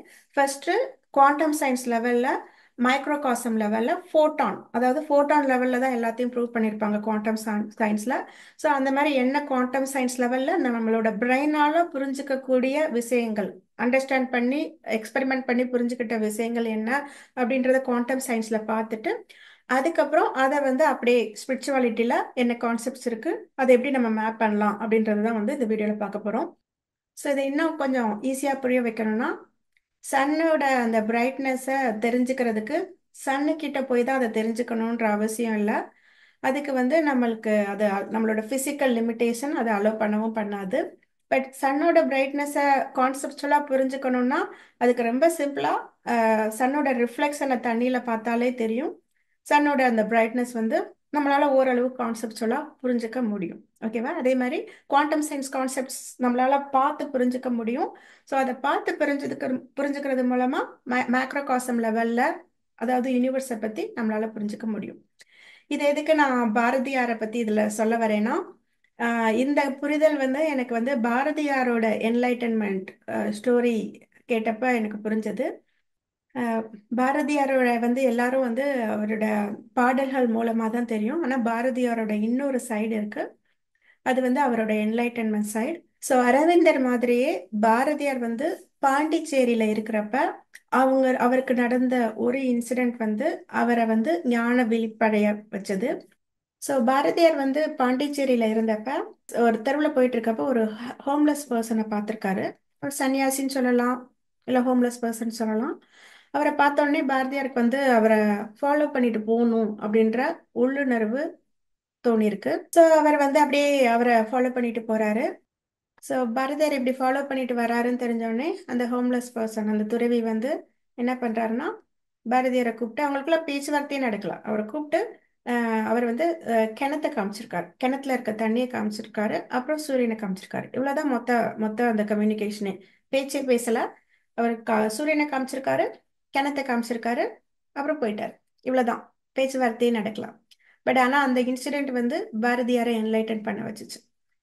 அதாவது நான் ஏற்கனவே சொன்ன மாதிரி, நம்ம எப்ப நம்மளோட ஃப்ரீக்வன்சி ரிசீவிங் எண்ட்ல இருக்கோ, ரிசீவிங் ஃப்ரீக்வன்சில இருக்கோ அப்ப யார் மூலமாவது இல்ல எந்த இன்சிடென்ட் மூலமாவது உங்களை வந்து சேர வேண்டிய விஷயம் உங்களை வந்து சேரும் அப்படின்னு பார்த்தோம் இல்லையா?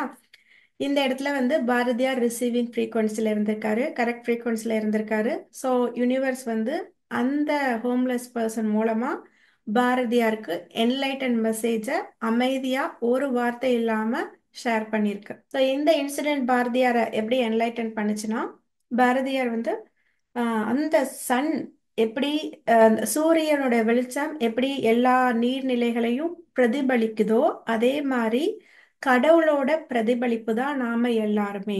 ஓகேவா? அப்படின்றத இன்ட்யூட்டிவா பாரதியார் புரிஞ்சுக்கிட்டாரு. யூனிவர்ஸ் எப்பயுமே நம்ம கிட்ட இந்த மாதிரி இன்ட்யூட்டிவா தான் பேசும், இன்ட்யூட்டிவா தான் மெசேஜ் டவுன்லோட் ஆகும். யாரும் வந்து வெளியே இருந்து சொல்ல மாட்டாங்க. பட் வெளியே இருந்து வர்ற மெசேஜ் மூலமா உள்ள இருந்து இன்ட்யூஷன் நம்மளுக்கு விஷயங்களை அறிவுறுத்தும். ஸோ இந்த ஒரு இன்சிடென்ட் தான் வந்து பாரதியாரை என்லைட்டன் பண்ண வச்சுச்சு. இந்த இடத்துல நான் இன்னொரு விஷயத்த ரொம்ப வலியுறுத்தி சொல்லலான் இருக்கேன். நான் ஏற்கனவே இதை பத்தி தனியா வீடியோ போட்டிருந்தேன். நம்மளோட உண்மையான குரு நம்மளுடைய ஆன்மா தான். நம்மளோட ஃப்ரீக்வன்சி கரெக்டா இருக்கிறப்ப யூனிவர்ஸ் வந்து நம்மளுக்கு ஹெல்ப் பண்ணும். எக்ஸ்டர்னலா இருக்க விஷயங்கள் மூலமா விஷயத்தை இன்ட்யூட்டிவா புரிஞ்சுக்க யூனிவர்ஸ் ஹெல்ப் பண்ணும். பட் உள்ள இருந்து நம்மளோட ஆன்மா தான் நம்மளுக்கு இன்ட்யூட்டிவா எல்லா விஷயங்களையும் புரிய வைக்கும். நம்மளோட எல்லாரோட உண்மையான குரு வந்து நம்மளோட ஆன்மா தான். ஸோ தயவு செஞ்சு யாரும் வெளியே இருக்க குருவை தேடி போகாதீங்க. இப்படி போனா என்லைட்டன்மெண்ட் கிடைக்கும் அப்படின்ற ஒரு விஷயத்த சொல்ற ஒரு வழிகாட்டியா வேணா எக்ஸ்டர்னல் குருவை எடுத்துக்கலாம். பட் நம்ம எல்லாரோட உண்மையான குரு வந்து நம்மளோட ஆன்மா தான். நம்மளோட ஃப்ரீக்வன்சி கான்சியஸ்னஸ் கரெக்டா இருக்கிறப்ப நம்மளோட ஆன்மா உள்ள இருந்து நம்மளை வழி நடத்தும். அதுதான் நம்மளோட உண்மையான குரு. நம்மளோட ஆன்மாவை பொறுத்த வரைக்கும் எல்லாரோட ஆன்மாவும் ஒரே லெவல்ல தான் இருக்கு, ஹையர் டென்சிட்டி. அதுல எந்த மாற்றமும் கிடையாது. ஸோ தயவு செஞ்சு உங்களோட ஆன்மாவை பின்பற்றி போங்க. வெளியே இருக்க குருவை வழிகாட்டியா வேணா எடுத்துக்கோங்க. அவங்கள குரு அப்படின்னு அப்படியே ஃபாலோ பண்ணி சரண்டர் ஆயிடாதீங்க. ஓகேவா? அங்க வந்து உங்களுடைய வளர்ச்சி, ஆன்ம வளர்ச்சி தடைப்படும். அப்படி பண்றப்ப உங்களோட கான்சியஸ்னஸை இன்க்ரீஸ் பண்ணி உங்களோட ஆன்மாவோட கனெக்ட் பண்ணுங்க. அங்கதான் உங்களோட ஆன்ம வளர்ச்சி உண்மையா நடக்கும். ஓகே. ஸோ ஃபர்ஸ்ட் நம்ம பார்க்க போற கான்செப்ட் வந்து குவாண்டம் என்டாங்கிள்மெண்ட். ஓகேவா? ஸோ குவாண்டம் என்டாங்கிள்மெண்ட்டை வச்சு நான் எதை எக்ஸ்பிளைன் பண்ண போறேன்னா, கர்மா, நம்ம செய்யற செயல்கள் எப்படி கர்மாவா டிரான்ஸ்ஃபர் ஆகுது, அந்த இன்ஃபர்மேஷன் எக்ஸ்சேஞ்ச் நம்மளுக்கு எப்படி நடக்குது, நம்ம ஒரு விஷயம் செய்யறப்ப அது எப்படி கர்மாவா டிரான்ஸ்ஃபர் ஆகி திருப்பி நம்மளை எப்படி வந்து திருப்பி நம்ம அதை டீல் பண்ண வேண்டி இருக்கு அப்படின்ற கான்செப்டை இந்த குவாண்டம் என்டாங்கிள்மெண்ட் அப்படின்ற இந்த குவாண்டம் சயின்ஸ் கான்செப்டை வச்சு நான் எக்ஸ்பிளைன் பண்ண போறேன். ஃபர்ஸ்ட் குவாண்டம் என்டாங்கிள்மெண்ட்னா என்ன அப்படின்றத சொல்றேன். என்டாங்கிள்மெண்ட்னா என்னன்னா கனெக்ஷன். ஆல்ரெடி சொன்ன மாதிரி குவாண்டம் பிசிக்ஸ்ன்றது மைக்ரோகாசம், அதாவது அணுவை விட சின்ன லெவல்ல தான் வந்து அது விஷயங்களை நம்மளால ப்ரூவ் பண்ண முடியும். ஸோ அணுவை விட சின்னதுன்னா ஃபோட்டான், எலக்ட்ரான் அந்த லெவல்ல தான். ஸோ இந்த குவாண்டம் என்டாங்கிள்மெண்ட்ல வந்து இந்த ரெண்டு அணு லெவல்ல இருக்க இந்த பார்ட்டிகல், எதர் ஃபோட்டான் ஒரு எலக்ட்ரான், நான் வந்து காமனா பார்ட்டிகல் சொல்றேன். ஓகேவா? ரெண்டு பார்ட்டிகல் வந்து குவாண்டம் என்டாங்கிள் ஆயிருக்கிறப்ப, குவாண்டம் என்டாங்கிள்னா கனெக்ட் ஆயிருக்கப்ப, அதாவது ரெண்டு போட்டானையோ இல்ல ரெண்டு எலக்ட்ரானையோ குவாண்டம் லெவல்ல கனெக்ட் பண்ணியிருக்கோம் அப்படின்றப்ப இந்த ரெண்டு பார்ட்டிகளையும், ஒரு பார்ட்டிகளை எடுத்து யூனிவர்ஸோட ஒரு மூலையிலையும் இன்னொரு பார்ட்டிக்கலை எடுத்து யூனிவர்ஸோட இன்னொரு மூலையிலையும், ரெண்டுக்கு இடையில பில்லியன்ஸ் ஆஃப் லைட் இயர்ஸ்னா என்னன்னு உங்களுக்கு தெரியும். லைட் ஒரு நிமிஷத்துல இந்த இவ்வளோ கிலோமீட்டர்ஸ் டிராவல் பண்ணல, அப்ப பில்லியன்ஸ் ஆஃப் இயர்ஸ் டிராவல் பண்ணா அந்த பில்லியன்ஸ் ஆஃப் லைட் இயர்ஸ்ல வந்து செப்பரேட் பண்ணி வச்சாலும், அதாவது அங்க ஸ்பேஸ் அப்படின்ற கான்செப்டே இல்லாம போயிடுது. அதான் இங்க விஷயம். எவ்வளவு பில்லியன்ஸ் ஆஃப் இயர்ஸ்ல தள்ளி வச்சிருந்தாலும் இந்த ரெண்டு பார்ட்டிகளும் ஒன்னோட ஒண்ணு கம்யூனிகேஷன்ல இருக்கும் அப்படின்றது தான் குவாண்டம் என்டாங்கிள்மெண்ட் கான்செப்ட். ஸோ இது ரெண்டும் கம்யூனிகேஷன்ல இருக்கிறப்ப ஒரு பார்ட்டிகளோட ஸ்டேட் வந்து இன்னொரு பார்ட்டிகளை வந்து ஈஸியா அஃபெக்ட் பண்ண முடியும் அப்படின்றாங்க. இதை இன்னும் எளிமையா புரிய வைக்கணும்னா, ரெண்டு காயின் எடுத்துக்கோங்க. இது ஒரு பார்ட்டிகல், இன்னொரு காயின் இன்னொரு பார்ட்டிகல். ஸோ இந்த ரெண்டு காயினையும் என்டாங்கிள் பண்ணிருக்கீங்க அப்படின்னா குவாண்டம் லெவல்ல கனெக்ட் பண்ணிருக்கீங்க. அந்த காயினை யூனிவர்ஸோட ஒரு மூலையில வச்சுட்டு இன்னொரு காயினை யூனிவர்ஸோட இன்னொரு எட்ஜ்ல வைக்கிறப்ப, இந்த காயின் நீங்க டாஸ் பண்றப்ப இதுல தலை விழுந்ததுன்னா இந்த காயின் இந்த சைட்ல இருக்க இந்த எட்ஜ்ல இருக்க காயின்ல வந்து பூ விழும். இங்க பூ விழுந்துச்சுன்னா அங்க தலை விழுது அப்படின்னு ஈஸியா வந்து உங்களால சொல்ல முடியும். இது சயின்டிபிக்கா சொல்றப்ப ரெண்டு பார்ட்டிகல்ஸ் மேக்னெட்டிக் ஃபீல்ட்ல கனெக்ட் ஆயிருக்கிறப்ப இது ஸ்பின் அப் ஆயிடுச்சுன்னா இது ஸ்பின் டவுன் அப்படின்ற மாதிரி சொல்லுவாங்க. உங்களுக்கு புரியுற மாதிரி சொல்றதுக்காக நான் காயினை வச்சு சொல்றேன். ஸோ இது சயின்ஸால ப்ரூவ் பண்ணப்பட்ட விஷயம். ஓகேவா? அடுத்த ஸ்லைட்ல நான் அதை எக்ஸ்பிளைன் பண்றேன். ஸோ ரிகார்ட்லெஸ் ஆஃப் ஸ்பேஸ், எவ்வளோ பில்லியன்ஸ் ஆஃப் இயர்ஸ் டிஸ்டன்ஸ்ல இருந்தாலும் ரெண்டும் கான்ஸ்டன்ட் கம்யூனிகேஷன்ல இருக்கும் அப்படின்றது தான் குவாண்டம் என்டாங்கிள்மெண்ட் கான்செப்ட். நிறைய வீடியோல சொல்லியிருக்கேன். நாம எக்ஸ்பீரியன்ஸ் பண்ணிட்டு இருக்க இந்த லைஃப் கரண்ட் கான்சியஸ்னஸ் வந்து ஸ்பேஸ் டைம் டைமென்ஷன். அதாவது நம்மளால ஸ்பேஸ் கண்ட்ரோல் பண்ண முடியும், டைமை கண்ட்ரோல் பண்ண முடியாது. இதுக்கு அடுத்த டென்சிட்டி லெவல்ல இருக்கிற அந்த கான்சியஸ்னஸ்ல வந்து அந்த லெவல் வந்து டைம் ஸ்பேஸ் கான்சியஸ்னஸ். அதாவது அவங்களால டைமை கண்ட்ரோல் பண்ண முடியும். ஸோ இந்த குவாண்டம் என்டாங்கிள்மெண்ட்ல இந்த ஸ்பேஸ்ன்ற ஒரு விஷயமே இல்லாம போயிடுது. So regardless of space, regardless of distance வந்து இந்த குவாண்டம் லெவல்ல இன்ஃபர்மேஷன் எக்ஸ்சேஞ்ச் நடந்துட்டு இருக்கு. இந்த ஒரு கான்செப்டை தான் நீங்க புரிஞ்சுக்கணும். ஓகேவா? இந்த ஒரு கான்செப்ட் புரிஞ்சா போதும். மற்ற பின்னாடி இருக்க சயின்ஸ்லாம் வந்து ஒரு ரெஃபரன்ஸ்க்கு தான். ஸோ சயின்டிஸ்ட் என்ன சொல்றாங்கன்னா, இந்த மாதிரி குவாண்டம் லெவல்ல கனெக்ட் ஆன ஆப்ஜெக்ட்ஸ், அதாவது குவாண்டம் என்டாங்கிள்டு ஆப்ஜெக்ட் வந்து லிட்ரலி ரெண்டு ஆப்ஜெக்ட் கிடையாது. அதை என்டாங்கிள் பண்ணிட்டா அது ஒரு ஆப்ஜெக்ட் தான். ரெண்டு பிசிக்கல்ல இருந்தாலுமே ஒரு ஆப்ஜெக்ட் அப்படின்னு சயின்டிஸ்ட் பிலீவ் பண்றாங்க. வந்து இந்த கான்செப்ட பார்க்கலாம். சோ அதுல வந்து ஒரு சோல் ட்வின் அப்படின்ற கான்செப்ட சொல்லியிருப்பாங்க. சோல் ட்வின்ஸா இருக்க ரெண்டு பேர்ல ஒருத்தருக்கு என்ன நடக்குதோ அதை வச்சுதான் இன்னொருத்தவங்களுடைய லைஃப் இருக்கும். ஒருத்தவங்க இறந்துட்டாங்கன்னா அவங்களும் இறந்துருவாங்க, ஒருத்தவங்க உயிரோட இருந்தாங்கன்னா அவங்களும் உயிரோட இருப்பாங்க அப்படின்ற கான்செப்ட சொல்லியிருப்பாங்க. அந்த கான்செப்ட் என்னன்னா இந்த குவாண்டம் என்டாங்கிள்மெண்ட் தான். ஏன்னா குவாண்டம் லெவல்ல அந்த ரெண்டு ட்வின்ஸும் கனெக்ட் ஆயிருக்காங்க. சோ இவங்களுக்கு என்ன நடந்தாலும் அந்த இன்ஃபர்மேஷன் இவங்களோட ஆஸ்ட்ரல் பாடியிலையும் ரிஃப்ளெக்ட் ஆகி பிசிக்கல் பாடியில நடக்கும். அதுதான் வந்து அந்த படத்துல வந்து இந்த சோல் ட்வின்ன்ற கான்செப்ட் சொல்லியிருப்பாங்க. குவாண்டம் பிசிக்ஸ் படி பாக்குறப்ப அது குவாண்டம் என்டாங்கிள்மெண்ட். சோ இப்ப சயின்டிஸ்ட்லாம் என்ன சொல்றாங்க அப்படின்றத பார்க்கலாம். சயின்ஸ் என்ன சொல்லுது அப்படின்றத பார்க்கலாம். கிளாசிக்கல் பிசிக்ஸ் படி பாக்குறப்ப ஏன்ஷியன் வந்து இதை வந்து ஸ்பூக்கி ஆக்ஷன் அட் டிஸ்டன்ஸ் அப்படின்னு வந்து சொன்னாரு. ஸோ கரண்ட் சயின்ஸ் வந்து இந்த குவாண்டம் என்டாங்கிள்மெண்ட் பத்தி என்ன சொல்லுது அப்படின்னு பார்க்கலாம். ஸோ 1972ல ஜான் கிளாசர் அப்படின்ற சயின்டிஸ்ட் ரெண்டு பார்ட்டிகளை வந்து என்டாங்கிள் பண்ணி 10 feet டிஸ்டன்ஸ்ல பிரிச்சு வச்சிருக்காரு.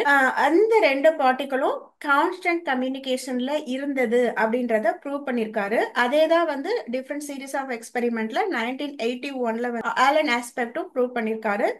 So Alan Aspect, John Clauser, Anton Zeilinger இவங்க மூணு பேரும் டுகெதர் இந்த குவாண்டம் என்டாங்கிள்மெண்ட் கான்செப்டை நிறைய எக்ஸ்பெரிமெண்ட்ல ப்ரூவ் பண்ணாங்க. அதனால அவங்களுக்கு 2022ல வந்து நோபல் பிரைஸ் கிடைச்சது. அதை தாண்டி வந்து இப்ப ரீசெண்டா 2015ல வந்து ரொனால்ட் ஹான்சன்ற சயின்டிஸ்ட் என்டாங்கிள்டு பார்ட்டிகலை 1.3 கிலோமீட்டர்ல பிரிச்சு வச்சு ரெண்டும் கான்ஸ்டன்ட் கம்யூனிகேஷன்ல இருக்கு அப்படின்றத ப்ரூவ் பண்ணிருக்காரு. அதுக்கப்புறம் 2017ல சைனா வந்து சேட்டலைட் மூலமா ஸ்பேஸ்ல வந்து ரெண்டு குவாண்டம் என்டாங்கிள்டு பார்ட்டிகலை 1200 கிலோமீட்டர்ல பிரிச்சு வச்சு அது ரெண்டுக்கும் இடையில கம்யூனிகேஷன் நடக்குது அப்படின்றத ப்ரூவ் பண்ணிருக்காங்க. ஸோ இந்த லெவல்ல தான் சயின்ஸால ப்ரூவ் பண்ண முடியும். ஏன்னா நான் ஏற்கனவே சொன்ன மாதிரி நம்மளுக்கு ஏகப்பட்ட லிமிட்டேஷன் இருக்கு. நம்ம புரிஞ்சுக்கிற விதத்திலையும் சரி, நம்மளோட பிரெயின் அப்சர்வ் பண்ற சிக்னல்லையும் சரி, ஏகப்பட்ட லிமிட்டேஷன் இருக்கு. ஸோ நம்மளோட கரண்ட் எபிலிட்டியால மைக்ரோகாசம் லெவல்ல தான் ப்ரூவ் பண்ண முடியும். ஸ்பிரிச்சுவாலிட்டி என்ன சொல்லுது அப்படின்றத இந்த கான்செப்டை ஸ்பிரிச்சுவாலிட்டியோட கனெக்ட் பண்ணி நான் இப்ப எக்ஸ்பிளைன் பண்றேன். ஏன் வந்து இது வந்து ஸ்பூக்கி ஆக்ஷன் அட் டிஸ்டன்ஸ் அப்படின்னு சொல்றாருன்னா, அவரோட ரிலேட்டிவிட்டி தியரி படி எந்த ஒரு பார்ட்டிகளும் லைட்டோட ஸ்பீடை விட அதிகமா டிராவல் பண்ண முடியாது. ஆனா இந்த குவாண்டம் என்டாங்கிள்மெண்ட் கான்செப்ட் படி பாத்தீங்கன்னா, ரெண்டு பார்ட்டிகளை பில்லியன்ஸ் ஆஃப் லைட் இயர்ஸ்ல பிரிச்சு வச்சாலும் இன்ஸ்டன்டா கம்யூனிகேஷன் நடக்குது. ஃபார் எக்ஸாம்பிள், நம்ம ஒரு பார்ட்டிகளை இன்னொரு பார்ட்டிகளை 500 பில்லியன் லைட் இயர்ஸ்ல டிஸ்டன்ஸ் தள்ளி வச்சிருக்குன்னு வச்சுக்கோங்க. இது வந்து தலை விழுந்ததுன்னா 500 பில்லியன் இயர்ஸ்க்கு அப்புறம் தான் இந்த காயின் வந்து மெசேஜ் சப்போஸ் ரிசீவ் பண்ணாலும் 500 பில்லியன் இயர்ஸ்க்கு அப்புறம் தான் இங்க பூ விழணும். அந்த இன்ஃபர்மேஷனை வாங்கி அது விழுதுன்னா, பட் இங்க வந்து இமீடியட்டா அந்த செகண்டே விழுது. குவாண்டம் என்டாங்கிள்மெண்ட் கான்செப்ட் படி இமீடியட்டா டிரான்ஸ்ஃபர்மேஷன் நடக்குது. அப்ப என்ன அர்த்தம்? இந்த இன்ஃபர்மேஷன் வந்து லைட்டோட ஸ்பீடை விட நம்ம இமேஜினே பண்ண முடியாத அளவுக்கு குயிக்கா இன்ஸ்டன்ட் டிரான்ஸ்ஃபர்மேஷன் நடக்குது. ஸோ ஐன்ஸ்டீனோட ரிலேட்டிவிட்டி தியரி படி எந்த பொருளுமே லைட்டோட ஸ்பீடை விட அதிகமா டிராவல் பண்ண முடியாது. பட் இங்க வந்து ரிலேட்டிவிட்டி தியரியே தப்பாகுது. அதனாலதான் இதை ஐன்ஸ்டீன் ஆக்ஷன் அட் டிஸ்டன்ஸ் அப்படின்னு ரெஃபர் பண்ணுவாரு. சோ இதுக்கு பின்னாடி இருக்க கான்செப்டை பார்க்கலாம். சோ நம்ம ஏற்கனவே பார்த்த மாதிரி நம்ம ஸ்பேஸ் டைம் டைமென்ஷன்ல இருந்து பாக்குறப்ப ஐன்ஸ்டீனோட ரிலேட்டிவிட்டி தியரி வந்து கரெக்ட். பிசிக்கல் லா படி இந்த டென்சிட்டிக்குரிய லா வந்து ஸ்பேஸ் டைம் டைமென்ஷன்ல தான் ஒர்க் ஆகும். ஸோ இந்த ஸ்பேஸ் டைம் டைமென்ஷன் கான்செப்ட் படி ஐன்ஸ்டீனோட ரிலேட்டிவிட்டி எல்லா விஷயத்திலையும் அப்ளை ஆகும். பட் ஆனா இந்த குவாண்டம் வந்து டைம் ஸ்பேஸ்க்குரிய சயின்ஸ். ஸோ இங்க வந்து நம்ம பிசிக்கல்லா அப்ளை ஆகாது. அதனால இந்த ரிலேட்டிவிட்டி தியரி அங்க பொய்யாகுது. அதனாலதான் நான் சொல்றேன் குவாண்டம் சயின்ஸ்ன்றது இந்த பிசிக்கல் டென்சிட்டிக்குரிய சயின்ஸ் கிடையாது. அது நெக்ஸ்ட் லெவல் கான்சியன்ஸ்க்குரிய, அதாவது டைம் ஸ்பேஸ்க்குரிய சயின்ஸ். நம்ம வந்து இந்த குவாண்டம் சயின்ஸை புரிஞ்சுக்கணும் டைம் ஸ்பேஸ் கான்சியஸ்னஸ்ல இருந்து மட்டும் தான் புரிஞ்சுக்க முடியும். ஓகே, இப்ப நம்ம வந்து ஸ்பிரிச்சுவாலிட்டிக்குள்ள வரலாம். ஸோ சயின்டிஸ்டே வந்து இப்ப அக்செப்ட் பண்ணிக்கிறாங்க நம்மளுக்கு ஆரா இருக்கு, அதை ஈவன் நம்மளால டிடெக்ட் கூட பண்ண முடியும் ப்ராப்பர் எக்யூப்மெண்ட் வச்சு அப்படின்னு ப்ரூவ் பண்ணிருக்காங்க. ஸோ ஈஸ்டர்ன்ல மட்டும் கிடையாது, இப்ப மாடர்ன் சயின்ஸும் அக்செப்ட் பண்ணிக்குது நம்மளுக்கு வந்து லேயர்ஸ் ஆஃப் பாடி இருக்கு. ஓகே, எனர்ஜி பாடி இருக்கு. என்னோட இன்ட்யூட்டிவ் அண்டர்ஸ்டாண்டிங் படி நம்மளோட physical body, mental body, emotional body, astral body and causal body வந்து என்டாங்கிள் ஆயிருக்கு குவாண்டம் லெவல்ல. ஏன்னா நம்மளோட பிசிக்கல் பாடிக்கு மட்டும்தான் ஸ்பேஸ் டைம் டைமென்ஷன், நம்மளோட ஆஸ்ட்ரல் அண்ட் கேஷுவல் பாடி வந்து மெட்டாபிசிக்கல் லெவல்ல இருக்கும், அதாவது டைம் ஸ்பேஸ் டைமென்ல இருக்கும். ஸோ இந்த 5 பாடியும் குவாண்டம் என்டாங்கிளால ஒன்னா பின்னி பிணைஞ்சிருக்கு. ஓகேவா? ஸோ குவாண்டம் லெவல்ல கனெக்ட் ஆயிருக்கு, குவாண்டம் என்டாங்கிள்ட் ஆயிருக்கு. அப்படி ஆயிருக்கிறப்ப நம்ம பிசிக்கல் பாடியில என்ன பண்ணாலும், மென்டல் பாடியில என்ன நினைச்சாலும், எமோஷனல் பாடியில என்ன ஃபீல் பண்ணாலும் இம்மீடியட்டா அந்த இன்ஃபர்மேஷன் நம்மளோட ஆஸ்ட்ரல் பாடியிலையும் கேஷுவல் பாடியிலையும் ஸ்டோர் ஆகும். அதுதான் வந்து நம்ம கர்ம வினை பதிவுன்றோம். ஓகேவா? அந்த ஆஸ்ட்ரல் பாடியில இருந்து திருப்பி நம்மளுக்கு அது கர்மாவா திருப்பி நம்மளுடைய லைஃப் ஈவெண்டா திருப்பி நம்மளுக்கு ரிசீவ் பண்ணுவோம். ஸோ இந்த மாதிரி கான்ஸ்டண்டா நம்ம பிசிக்கல், மென்டல், எமோஷனல் பாடிக்கும் ஆஸ்ட்ரல் கேஷுவல் பாடிக்கும் நடக்கிற இன்ஃபர்மேஷனை தான் நம்ம வந்து கர்மிக் டிரான்சாக்ஷன் அப்படின்னு சொல்றோம். ஸோ இப்படி நடக்கிற இந்த இன்ஃபர்மேஷன் ஷேரிங், அந்த டிரான்சாக்ஷன் வந்து நம்மளோட ஆகாசிக் ரெக்கார்ட்ஸ். ஸோ இந்த ஆகாசிக் ரெக்கார்ட்ஸ் வந்து இந்த டோட்டல் இன்ஃபர்மேஷன் எக்ஸ்சேஞ்சை வந்து சேவ் பண்ணி வச்சிருக்கிற டேட்டா பேஸ். இந்த ஆகாசிக் ரெக்கார்ட்ஸ்ல இருந்து நம்மளோட அந்த 5 பாடிக்குள்ள இருக்க இந்த கம்யூனிகேஷன் வந்து இமீடியட்டா இன்ஸ்டன்டா நடக்கிறதா தான் வந்து நம்ம கர்மா அப்படின்றோம். ஐன்ஸ்டீன் வந்து அவரோட ரிலேட்டிவிட்டி தியரி படி everything has its own equal and opposite reaction அப்படின்னு வந்து கிளாசிக்கல் சயின்ஸ்ல சொல்லிட்டாரு. ஸோ இந்த குவாண்டம் சயின்ஸ் மூலமா நம்ம பாக்குறப்ப அது இன்னும் அழகா புரியுது. நம்மளுக்கும் நம்மளோட ஆஸ்ட்ரல் பாடி, அதாவது அகாசிக் ரெக்கார்ட்ஸ், அந்த கனெக்ஷனுக்கும் இடையில குவாண்டம் லெவல்ல நடக்கிற இன்ஃபர்மேஷன் எக்ஸ்சேஞ்சை தான் வந்து நம்ம விதி அப்படின்றோம், இல்ல கர்ம வினைன்றோம். ஸோ இந்த லெவல்ல பாக்குறப்ப அது வந்து நம்மளுக்கு புரியாத புதிரா பாக்குறோம். பட் குவாண்டம் லெவல்ல இருந்து பாக்குறப்ப இது வந்து ஒரு பேசிக் சயின்ஸ், இதை ஈஸியா கனெக்ட் பண்ண முடியும். ஸோ நீங்க இந்த புரிதலோட பாக்குறப்ப உங்களுடைய செயல்லையும் எண்ணத்திலையும் எமோஷனல்லையும் கவனமா இருப்பீங்க. கர்ம வினை பதிவுகளை ரொம்ப கேர்ஃபுல்லா ட்ரீட் பண்ணுவீங்க. ஸோ இந்த குவாண்டம் என்டாங்கிள்மெண்ட் கான்செப்ட் புரிஞ்சதுன்னா லைஃபை பத்தின புரிதல் உங்களுக்கு இன்னும் அதிகமாகும். ஸோ அடுத்து நான் சொல்ல போற கான்செப்ட் வந்து குவாண்டம் சூப்பர் பொசிஷன். இந்த குவாண்டம் சூப்பர் பொசிஷன்ற கான்செப்டை எக்ஸ்பிளைன் பண்றது மூலமா நம்ம வந்து ஏன் வந்து நம்மளோட என்லைட்டனான மாஸ்டர்ஸ் எல்லாருமே வந்து லைஃப் வந்து மாயா, இந்த உலகமே மாயா அப்படின்றாங்கல்ல.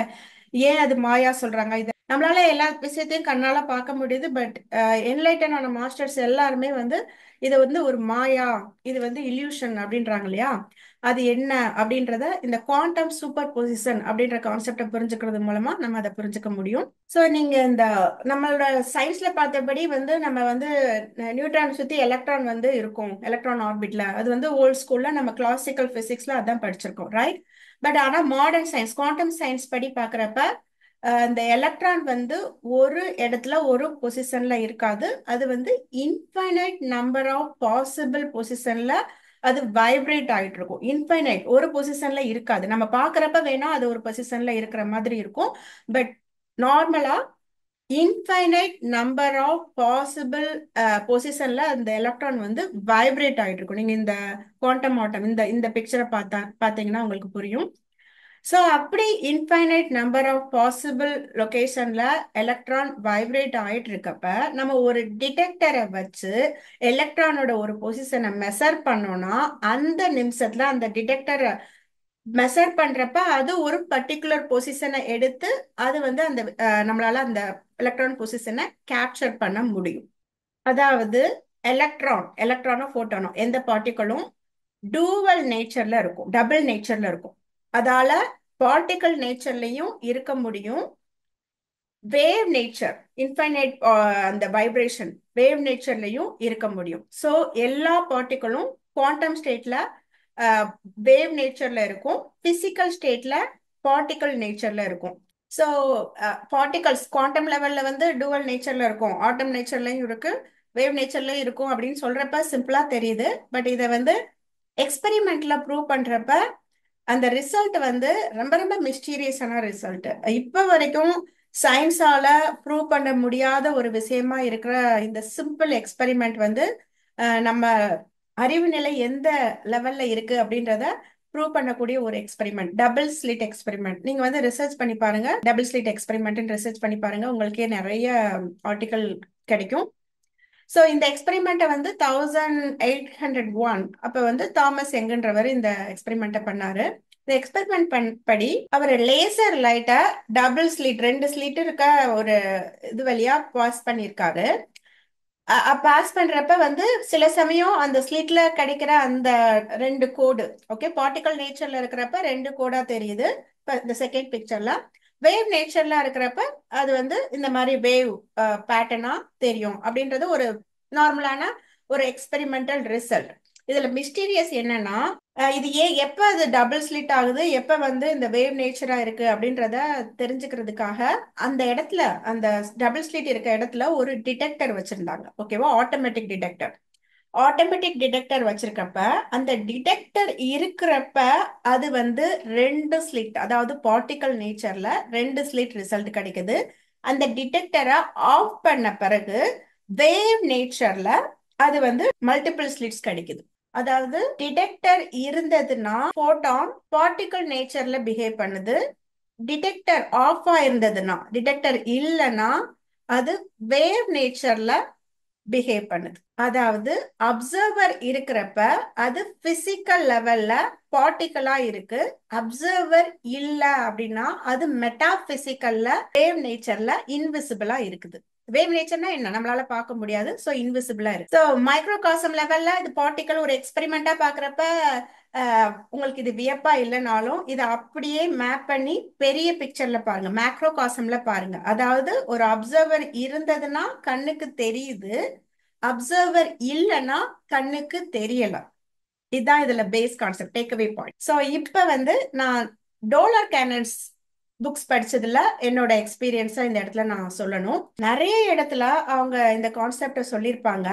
அப்சர்வர் இல்ல அப்படின்னா அந்த இடத்துல திங்ஸே இல்ல, அப்சர்வர் இருந்தாதான் அந்த இடத்துல திங்ஸ் அப்பியர் ஆகும் அப்படின்றத நிறைய இடத்துல சொல்லியிருப்பாங்க. அதாவது உங்களுக்கு சிம்பிளா சொல்ல போனா உங்க வீட்டுல நீங்க இருந்தீங்கன்னா மட்டும்தான் உங்க வீடு இருக்கு, நீங்க இல்ல அப்படின்னா அந்த இடத்துல உங்க வீடு இல்ல. உங்களால நம்ப முடியுதா இப்ப? சோ நீங்க இருக்கீங்க அப்படின்னா உங்க வீடு அங்க இருக்கு, நீங்க இல்ல நீங்கன்னு இல்ல, வேற யாருமே அங்க இல்ல. ஓகேவா? அப்சர்வர், அந்த டிடெக்டர், அந்த டிடெக்டர் வந்து அந்த டபுள் ஸ்லிட் எக்ஸ்பெரிமெண்ட்ல அங்க ஹியூமன் யாரும் இல்ல, டிடெக்டர் மட்டும் தான் இருக்கு. ஓகேவா? மெஷின் தான் இருக்கு. அந்த டிடெக்டர் இருந்ததுக்கே அது பார்ட்டிகல் நேச்சர்ல பிஹேவ் பண்ணுது. ஓகேவா? சோ அப்சர்வ் பண்ணக்கூடிய எந்த இன்டெலிஜென்ஸும் அங்க இல்ல அப்படின்னா atom will take invisible nature, wave nature. இதை தான் வந்து டொலார் கேனன்ஸ் புக்ல வந்து நீங்க நம்ம யாராவது இருந்தா மட்டும்தான் அங்க ஆப்ஜெக்ட் இருக்கு, யாருமே இல்லைன்னா அங்க எதுவும் கிடையாது, எதுவுமே அங்க எதுவும் கிடையாது. இந்த சென்ஸ் இன்விசிபிளா இருக்கும், அங்க இருக்க விஷயம் இன்விசிபிளா இருக்கும். அதுக்கு பின்னாடி இருக்க சயின்ஸ் என்னன்னா, அப்சர்வர் இல்லாம இருக்கிறப்ப ஆட்டம் வேவ் நேச்சரை எடுத்துக்குது, இன்விசிபிள் நேச்சரை எடுத்துக்குது. சயின்ஸ் நாலேஜ் இல்லாம டொலார் கேனன்ஸ் புக்கை படிக்கிறப்ப நம்மளுக்கு புரியாது. பட் சயின்ஸ் நாலேஜோட கனெக்ட் பண்ணி பார்க்கறப்ப இட் மேக் சென்ஸ். ஸோ நம்மளோட கண்ணால நம்மளால இந்த பிசிக்கல் மேட்டரை மட்டும்தான் பார்க்க முடியும். ஸோ பார்ட்டிக்கல் நேச்சர்ல ஒரு ஆட்டம் இருக்கிறப்ப மட்டும்தான் நம்ம கண்ணால பார்க்க முடியும். வேவ் நேச்சர்ல ஒரு பார்ட்டிக்கல் இருக்கிறப்ப நம்ம கண்ணால அதை பார்க்க முடியாது. ஸோ அது இல்யூஷன் ஆயிடுது, இன்விசிபிள் ஆயிடுது. நம்ம கண்ணால பார்க்க முடியல அப்படின்றதுக்காக அது உண்மை இல்லை, அங்க இல்லைன்னு அர்த்தம் கிடையாது. வேவ் நேச்சர்ல இருக்கிறப்ப நம்ம கண்ணால பார்க்க முடியாது, பார்ட்டிக்கல் நேச்சர்ல இருக்கிறப்ப மட்டும்தான் கண்ணால பார்க்க முடியும். ஒவ்வொரு ஆட்டமும் வேவ் நேச்சர்லயும் இருக்க முடியும், பார்ட்டிக்கல் நேச்சர்லயும் இருக்க முடியும். பட் இந்த பிசிக்கல் லா படி அப்சர்வர் இருக்கிறப்ப ஒரு ஒரு ஆட்டம் பிசிக்கல் நேச்சரை எடுத்து, அதாவது பார்ட்டிக்கல் நேச்சர்ல தான் ரியாக்ட் பண்ணும், அதான் பிசிக்கல் லா. சோ இதை வந்து டாக்டர் ஜோ டிஸ்பென்சா அவரோட புக்கை நான் படிச்சிருக்கேன். அதுல வந்து ரொம்ப அழகா எக்ஸ்பிளைன் பண்ணியிருப்பாரு. குவாண்டம் டீகோஹரன்ஸ்லயும் நான் அதை எக்ஸ்பிளைன் பண்றேன். பட் உங்களுக்கு புரியுற மாதிரி சொல்லணும்னா, நம்ம பார்க்குற அந்த அப்சர்வேஷன் வந்து அந்த பொட்டன்ஷியல் எனர்ஜி அந்த வேவ் நேச்சரை பார்ட்டிக்கல் நேச்சரா மாத்துது அப்படின்றத டாக்டர் ஜோ டிஸ்பென்சா அழகா எக்ஸ்பிளைன் பண்ணியிருப்பாரு. ஸோ இதுல இருக்க ஸ்பிரிச்சுவல் கான்செப்ட் என்னன்னா, இதனாலதான் வந்து நம்ம என்லைட்டன் மாஸ்டர்ஸ்லாம் வந்து இந்த உலகமே மாயா அப்படின்றாங்க. ஏன்னா அவங்க ஃப்ரீக்வன்சி என்லைட்டன் ஆயிட்டாங்கனாலே அவங்க ஃப்ரீக்வன்சி வந்து வேற லெவல் ஃப்ரீக்வன்சி. ஓகேவா? என்லைட்டன் ஆகிறதுக்கு முன்னாடி இருக்க ஃப்ரீக்வன்சி வேற, அதுக்கப்புறம் இருக்கிறது டைம் ஸ்பேஸ் குரிய ஃப்ரீக்வன்சி. அந்த ஃப்ரீக்வன்சில அவங்க அப்சர்வ் பண்றப்ப அவங்க வந்து அந்த 5 சென்சஸ் அப்பாற்பட்டு பார்ப்பாங்க. அப்படி அப்பாற்பட்டு பார்க்கறப்ப அவங்களுக்கு வந்து வேவ் நேச்சரையும் அப்சர்வ் பண்ண முடியும். நம்மளோட பிசிக்கல் பாடியால லிமிடேஷனால பார்ட்டிக்கல் நேச்சரை மட்டும் தான் அப்சர்வ் பண்ண முடியும். பட் என்லைட்டன் மாஸ்டர்ஸ் வந்து அவங்களோட ஃப்ரீக்வன்சினால வேவ் நேச்சரையும் அப்சர்வ் பண்ண முடியும். அதனாலதான் வந்து இந்த உலகம் மாயை அப்படின்றாங்க. ஸோ அடுத்து வந்து அடுத்த கான்செப்டை பார்க்கலாம், parallel ரியாலிட்டி. ஸோ இந்த parallel ரியாலிட்டி அப்படின்ற கான்செப்டுக்கு பேஸ் கான்செப்ட் என்னன்னா குவாண்டம் சூப்பர் பொசிஷன். அதாவது முன்னாடி இருக்க ஸ்லைட்ல பார்த்தோம், நம்ம அப்சர்வ் பண்றப்பதான் அந்த எலக்ட்ரான் வந்து ஒரு பர்டிகுலர் ஸ்டேட்டை பிக் பண்ணி அப்சர்வர் வந்து அதை அப்சர்வ் பண்றாங்கன்னு. ஸோ அப்சர்வர்னா கண்காணிக்கிறது, பாக்குறது. ஸோ அப்சர்வ் பண்றதுக்கு யாரும் இல்லைன்னா, அந்த விஷயம் அப்சர்வ் பண்ணப்படலைன்னா அது இன்ஃபைனைட் நம்பர் ஆஃப் பாசிபிள் ஸ்டேட்ல, அதாவது கணக்கற்ற எண்ணற்ற நிலையில வந்து அது எண்ணற்ற பாசிபிலிட்டியில இருக்கு அப்படின்றாங்க. அப்படி இருக்கிறப்ப அப்சர்வர் ஒரு பர்டிகுலர் ரியாலிட்டிய பிக் பண்றாங்க. அப்சர்வர் பிக் பண்ற வரைக்கும் அந்த பார்ட்டிகல் வந்து இன்ஃபைனைட் பாசிபிள் ஸ்டேட்ஸ்ல இருக்கு. இதான் வந்து குவாண்டம் சயின்ஸ் படி parallel ரியாலிட்டி. ஸோ மைக்ரோகாசம் படி ஒரு பார்ட்டிகல் அப்சர்வர் இல்லைன்னா இன்ஃபைனைட் நம்பர் ஆஃப் பாசிபிள் ஸ்டேட்ல இருக்கும். இது வந்து மைக்ரோகாசம். இது மேக்ரோகாசத்துல அப்ளை பண்றப்ப யூனிவர்ஸும் இன்ஃபைனைட் நம்பர் ஆஃப் பாசிபிள் ஸ்டேட்ஸ்ல இருக்கும். அதாவது parallel universe, infinite number of universe possible அப்படின்றதுதான் மேக்ரோகாசத்துல இருக்க கான்செப்ட். ஸோ ஒரு போட்டானால இன்ஃபைனைட் நம்பர் ஆஃப் பாசிபிள் ஸ்டேட்ஸ்ல இருக்க முடியுது. யூனிவர்ஸும் infinite, because as above so below, right? So மைக்ரோகாசத்துல அது இருக்குன்னா மேக்ரோகாசத்துலயும் infinite number of parallel universe possible அப்படின்றத சயின்டிஸ்ட் கொஞ்சம் கொஞ்சமா இப்ப ஹைபோதசிஸ் படி புரிஞ்சுக்க ஆரம்பிச்சிருக்காங்க. அதை பேஸ் பண்ணி தான் வந்து சில தியரிஸ் வந்திருக்கு. ஃபார் எக்ஸாம்பிள் 1935ல வந்து ஆஸ்ட்ரியன் சயின்டிஸ்ட் ஷாடிஞ்சர், அவர் வந்து he own the Nobel prize, இதுக்காக அவருக்கு நோபல் பிரைஸ் கிடைச்சது. அவர் வந்து இந்த ஷாடிஞ்சர் கேட் அப்படின்ற பாரடிம் வந்து அவர் சொல்லியிருக்காரு. அதுபடி ஒரு கேட்டை வந்து ரேடியோ ஆக்டிவா இருக்க சப்ஸ்டன்ஸ் இருக்க ஒரு பாக்ஸ்குள்ள போட்டு வைக்கிறப்ப என்ன ஆகும், கொஞ்சம் கொஞ்சமா அந்த ரேடியோ ஆக்டிவ் எலமெண்ட்டை அதை அப்சர்வ் பண்ணி அது either it can B alive R it can B death. ஓகேவா? அதான் வந்து நார்மலா நம்ம புரிஞ்சுக்க கூடிய விஷயம்.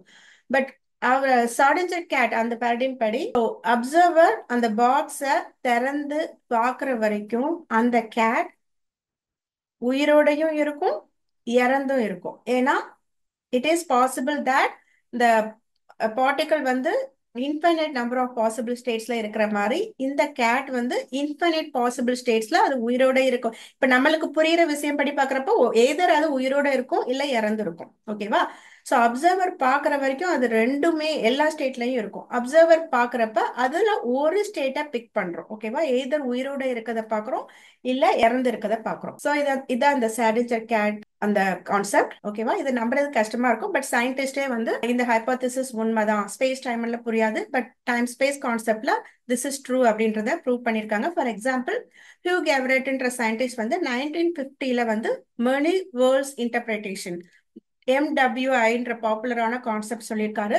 அந்த கான்செப்ட் படி parallel universe is possible. நான் அதுதான் அந்த முன்னாடி ஸ்லைட்ல சொல்லியிருந்தேன். எப்படி infinite number of possible states வந்து ஒரு போட்டானுக்கு இருக்கோ அதே மாதிரி infinite number of possible universe இந்த நம்ம எக்ஸ்பீரியன்ஸ் பண்ணியிருக்க யூனிவர்ஸ் மாதிரி கணக்கற்ற யூனிவர்ஸ் வந்து பேரலா இருக்கும் அப்படின்ற கான்செப்டா அவர் 1950ஸ்ல சொல்லியிருக்காரு. ஓகே, இப்ப ஸ்பிரிச்சுவாலிட்டி கான்செப்ட பார்க்கலாம். சோ நான் ஆல்ரெடி சொன்ன மாதிரி டோலார் கேனன்ஸ் வந்து இந்த QHHT அப்படின்ற அந்த தெரப்பி மூலமா ஓவர் சோலோட கனெக்ட் பண்ணி பர்டிகுலரா அவங்க பேஷண்ட்ஸ்க்கு ஏதாவது ப்ராப்ளம் இருக்குன்னா அந்த பேஷண்டோட ஓவர் சோல் கூட கனெக்ட் பண்ணி அது மூலமா ஒரு ரியாலிட்டியில போய் அதுக்குரிய ரூட் காஸை கண்டுபிடிச்சு அது மூலமா அந்த ட்ரீட்மெண்ட் கொடுக்கறதா வந்து past life regression therapy. So அந்த கான்செப்டை இப்போ இந்த பேரல் ரியாலிட்டியோட கனெக்ட் பண்ணி பாருங்க.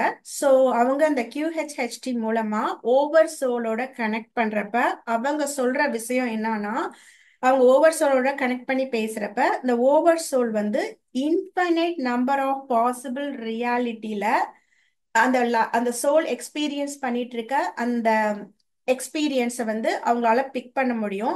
அப்படி பிக் பண்றப்ப ஓவர் சோல் வந்து ஒரு பர்டிகுலர் ரியாலிட்டியை பிக் பண்ணி ஒரு பர்டிகுலர் ஃப்ரீக்வன்சியோட இந்த இன்சிடென்ட் கனெக்ட் ஆயிருக்கிறப்ப அந்த ரியாலிட்டியில இருக்க டேட்டாவை எடுத்து இங்க கொடுக்குறப்ப அதை அவங்க கிட்ட சொல்றப்ப ஸோ அந்த பிரச்சனைக்குரிய அந்த எதர் பிசிக்கலோ இல்லை மென்டலோ எந்த மாதிரியான ப்ராப்ளமோ அந்த ப்ராப்ளத்துக்குரிய ரூட் காஸ் இந்த பிறவியோட கனெக்ட் ஆயிருக்கு அப்படின்றத அவங்களோட ஆன்மா வந்து பிக்கப் பண்ணி அந்த டேட்டாவை கொடுக்குறப்ப அதை இவங்ககிட்ட சொல்றப்ப வந்து அது ஆட்டோமேட்டிக்கா வந்து when they learn the lesson. ஓகேவா? எல்லாமே பிரச்சனைகள் வருது வந்து பனிஷ்மெண்ட்டுக்காக வரல, அதுல ஒரு பின்னாடி ஒரு லேர்னிங் இருக்கு. ஓகேவா? சோ அந்த டேட்டாவை வாங்கி இவங்க கொடுக்குறப்ப அந்த லேர்னிங்கை இந்த அவங்க கரண்ட் ரியாலிட்டியில அக்செப்ட் பண்ணிட்டு இருக்கப்ப ஆட்டோமேட்டிக்கா அவங்களோட ப்ராப்ளம் சால்வ் ஆயிடுது. ஓகேவா? இது வந்து கதை கிடையாது, இது உண்மையான தெரப்பி. நீங்க வந்து Dolores Cannon's QHHT therapy, past life regression therapy பாருங்க, அவங்களோட புக்ஸும் வரும். இப்ப வரைக்கும் அவங்களோட ஸ்கூல் ஆன்லைன் ஸ்கூல் வந்து தே டீச் QHHT தெரப்பி. அந்த தெரப்பியை விட அவங்க அந்த சொன்ன இன்ஃபர்மேஷன் அந்த புக் ஆன்மாவோட கனெக்ட் பண்ணி சொன்ன இன்ஃபர்மேஷன் தான் வந்து ட்ரெஷர். ஸோ இது டோலார் கேனன்ஸ் மட்டும் கிடையாது. இன்னொரு பாப்புலரான சைக்காலஜிஸ்ட் சயின்டிஸ்ட் வந்து டாக்டர் பிரையன் வைஸ், அவரும் வந்து ஆன்மாவோட கனெக்ட் பண்ணி அந்த ஆன்மா வந்து எப்படி வேற வேற ரியாலிட்டியில லைஃபை பிக் பண்ணி டேட்டா ஷேர் பண்ணுது அப்படின்றத வச்சு நிறைய ரிசர்ச் பண்ணி புக் போட்டிருக்காரு. அதுல அவரோட இந்த book many lives many masters அப்படின்ற இந்த புக் வந்து ரொம்ப பாப்புலரான புக். நீங்க டோலார் கேனன்ஸோட புக்கை படிச்சாலும் சரி இல்ல, பட் டோலார் கேனன்ஸ் புக் வந்து இட்ஸ் லைக் அ என்சைக்ளோபீடியா. அதை படிச்சா வந்து லைக் எல்லா குவாண்டம் சயின்ஸ் கான்செப்ட்ஸும் உங்களுக்கு வந்து ஈஸியா புரிய வரும். பர்டிகுலரா இந்த கன்வல்யூட்டட் யூனிவர்ஸ் இது வந்து சீரீஸ், ஐ திங்க் 6 புக்ஸ் இருக்குன்னு நினைக்கிறேன். அதுல படிக்கிறப்ப குவாண்டம் சயின்ஸ்ல இருக்க அதாவது பிரபஞ்ச ரகசியங்கள் எல்லாமே கொஞ்சம் கொஞ்சமா அவங்க ரியாலிட்டியில அந்த ஆன்மாவோட கனெக்ட் பண்ணி ஸ்டோரியா அவங்க அந்த ஆன்மா சொல்ற விஷயங்கள் மூலமா நம்ம ஈஸியா அதை புரிஞ்சுக்க முடியும். சோ இதுல டேக்அவே பாயிண்ட் என்னன்னா, எப்படி பேரலல் ரியாலிட்டி பாசிபிளோ அதே மாதிரி நம்ம ஓவர் சோல் நம்மளோட ஆன்மா இன்ஃபைனைட் நம்பர் ஆஃப் ரியாலிட்டியில லைஃபை எக்ஸ்பீரியன்ஸ் பண்ணிட்டு இருக்கு. ஃபார் எக்ஸாம்பிள் நான் ஒரு பர்டிகுலர் ஃப்ரீக்வன்சில ஒரு பர்டிகுலர் ரியாலிட்டியை ஓவர் சோல் என்னோட ஆன்மா இந்த லைஃபை இந்த ஃப்ரீக்வன்சி மூலமா எக்ஸ்பீரியன்ஸ் பண்ணிட்டு இருக்கு. இதே மாதிரி பில்லியன்ஸ் ஆஃப் டிஃப்ரெண்ட் ஃப்ரீக்வன்சில டிஃப்ரெண்ட் ரியாலிட்டியில டிஃப்ரெண்ட் லைஃபை எக்ஸ்பீரியன்ஸ் பண்ணிட்டு இருக்கும். ஸோ அதுல 1/பில்லியன் எக்ஸ்பீரியன்ஸ் தான் என்னோட லைஃப் எக்ஸ்பீரியன்ஸ். இந்த எக்ஸ்பீரியன்ஸ் வந்து அப்படியே டேட்டாவா என்னோட ஆன்மாக்கு போகும், ஆன்மால இருந்து டேட்டாவா காடுக்கு போகும். இதான் வந்து சிம்பிளா டோட்டல் லைஃபோட அந்த மொத்த லைஃபோட அந்த ரகசியமே இதுதான். இந்த வெசல் இருக்கிற வரைக்கும் தான் அந்த லைஃபை நம்ம எக்ஸ்பீரியன்ஸ் பண்ண முடியும். ஆஃப்டர் தட் இந்த டேட்டா ஆன்மாக்கு போகும். ஆன்மாவோட அந்த கலெக்டிவ் டேட்டா வந்து காட் டிவைனுக்கு போகும், divine self. Both define higher self எல்லாமே நம்ம தான், but different variation, different version. ஓகேவா? ஸோ நாம நம்மளோட ஆன்மாவோட சின்ன வேர்சன். இதை பத்தி நான் நிறைய எல்லா வீடியோலையும் பேசியிருக்கேன். ஸோ திருப்பி ரிப்பீட் பண்ண விரும்பல. அடுத்த கான்செப்ட்ல பார்க்கலாம். அடுத்த குவாண்டம் கான்செப்ட் என்னன்னா ஸ்ட்ரிங் தியரி. ஸோ இது வந்து பேரலல் ரியாலிட்டியோட எக்ஸ்டென்ஷன் கான்செப்ட். இந்த ஸ்ட்ரிங் தியரி படி என்ன சொல்றாங்கன்னா, நீங்க கரெக்டான மைக்ரோஸ்கோப் வச்சு பாக்குறப்ப பார்ட்டிகளா உள்ள பிரிச்சு போனீங்கன்னா அங்க ஸ்ட்ரிங் இருக்கும். நம்ம பாக்குறதுதான் பார்ட்டிகல், பட் அதையும் தாண்டி உள்ள போனா பார்ட்டிகளுக்குள்ள அதையும் பிளந்து உள்ள போனா அதுக்குள்ள ஸ்ட்ரிங் இருக்கு அப்படின்ற லெவலுக்கு தான் இப்போதைக்கு பண்ணிருக்காங்க. பட் ஸ்ட்ரிங்கையும் தாண்டி உள்ள போற டெக்னாலஜி நம்மளுக்கு இன்னும் வரல. இதுவுமே ஹைபோதசிஸ் தான், பட் ப்ரூவன் ஹைபோதசிஸ். ஸோ இந்த ஹைபோதசிஸ் படி அந்த போட்டான் ஒரு எலக்ட்ரானை பிளந்து உள்ள போனா அது ஸ்ட்ரிங்கா வைப்ரேட் ஆயிட்டு இருக்கும் அப்படின்றாங்க. மல்டிபிள் டைமென்ஷன்ல வைப்ரேட் ஆயிட்டு இருக்கும். இதுல வந்து 11 டைமென்ஷன் வரைக்கும் நம்மளால எக்ஸ்பிளைன் பண்ண முடியும். ஏன்னா நம்மளோட பிரெயின் வந்து என்னதான் நம்மளோட கண்ணால 3 டைமென்ஷனை மட்டும்தான் பார்க்க முடியும்னாலும் நம்மளோட பிரெயினால 11 டைமென்ஷன் வரைக்கும் சென்ஸ் பண்ண முடியும். ஸோ ஆல்ரெடி நான் வந்து இந்த அனுநாக்கி வீடியோல வந்து நம்மளுக்கு 12 ஸ்ட்ராண்ட்ஸ் டிஎன்ஏ இருக்கு, பட் 2 ஸ்ட்ராண்ட்ஸ் தான் ஆக்டிவா இருக்கு. மீதி இருக்க 10 ஸ்ட்ராண்ட்ஸ் வந்து ஜன் டிஎன்ஏ அப்படின்னு வாங்கன்றத நான் அது ஏன் அப்படி எதுக்கு வந்து இன்ஆக்டிவா இருக்கு அப்படின்றத கிளியரா அந்த அனுநாக்கின்ற வீடியோல வந்து நான் எக்ஸ்பிளைன் பண்ணியிருக்கேன். ஸோ நம்ம பிசிக்கல் கண்ணால வந்து 3 டைமென்ஷன் தான் பார்க்க முடியும்னாலும் நம்மளோட டிஎன்ஏ அமைப்புப்படி நம்மளால 11 டைமென்ஷனை புரிஞ்சுக்க முடியும், நம்மளோட பிரெயினால புரிஞ்சுக்க முடியும். So according to that 11 dimensions is possible in micro level. இதோட மேக்ரோ வேர்ஷன் தான் brain theory. Okay, string theory வந்து மைக்ரோ காசம்னா பிரெயின் தியரி வந்து மேக்ரோ காசம். ஓகேவா? பிரெயின் தியரி படி என்னன்னா, இப்ப 11 டைமென்ஷன்ல ஸ்ட்ரிங்கால வைப்ரேட் பண்ண முடியும் அப்படின்னா parallelly 11 dimensions are possible for each universe. So முன்னாடி வந்து parallel universe பத்தி சொல்லிட்டு இருந்தோம்.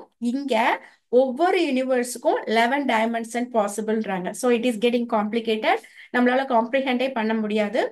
ஏன்னா நம்மளோட பிரெயின் வந்து ரொம்ப லிமிட்டடான brain. Each universe can be in 11 dimension அப்படின்னு சொல்றாங்க. ஸோ பேரலா டிஃப்ரெண்ட் டைமென்ஷன்ல யூனிவர்ஸ் இருக்கு அப்படின்ற கான்செப்டை இந்த பிரெயின் தியரி சொல்லுது. பட் ஒவ்வொரு யூனிவர்ஸ்க்கும் ஒவ்வொரு பிசிக்கல் லா இருக்கு அப்படின்றத இந்த பிரெயின் தியரியில சொல்லியிருக்காங்க. ஸோ எனக்கு இதுக்கு முன்னாடி இந்த பிரெயின் தியரி பத்தி அவ்வளோ தெரியாது.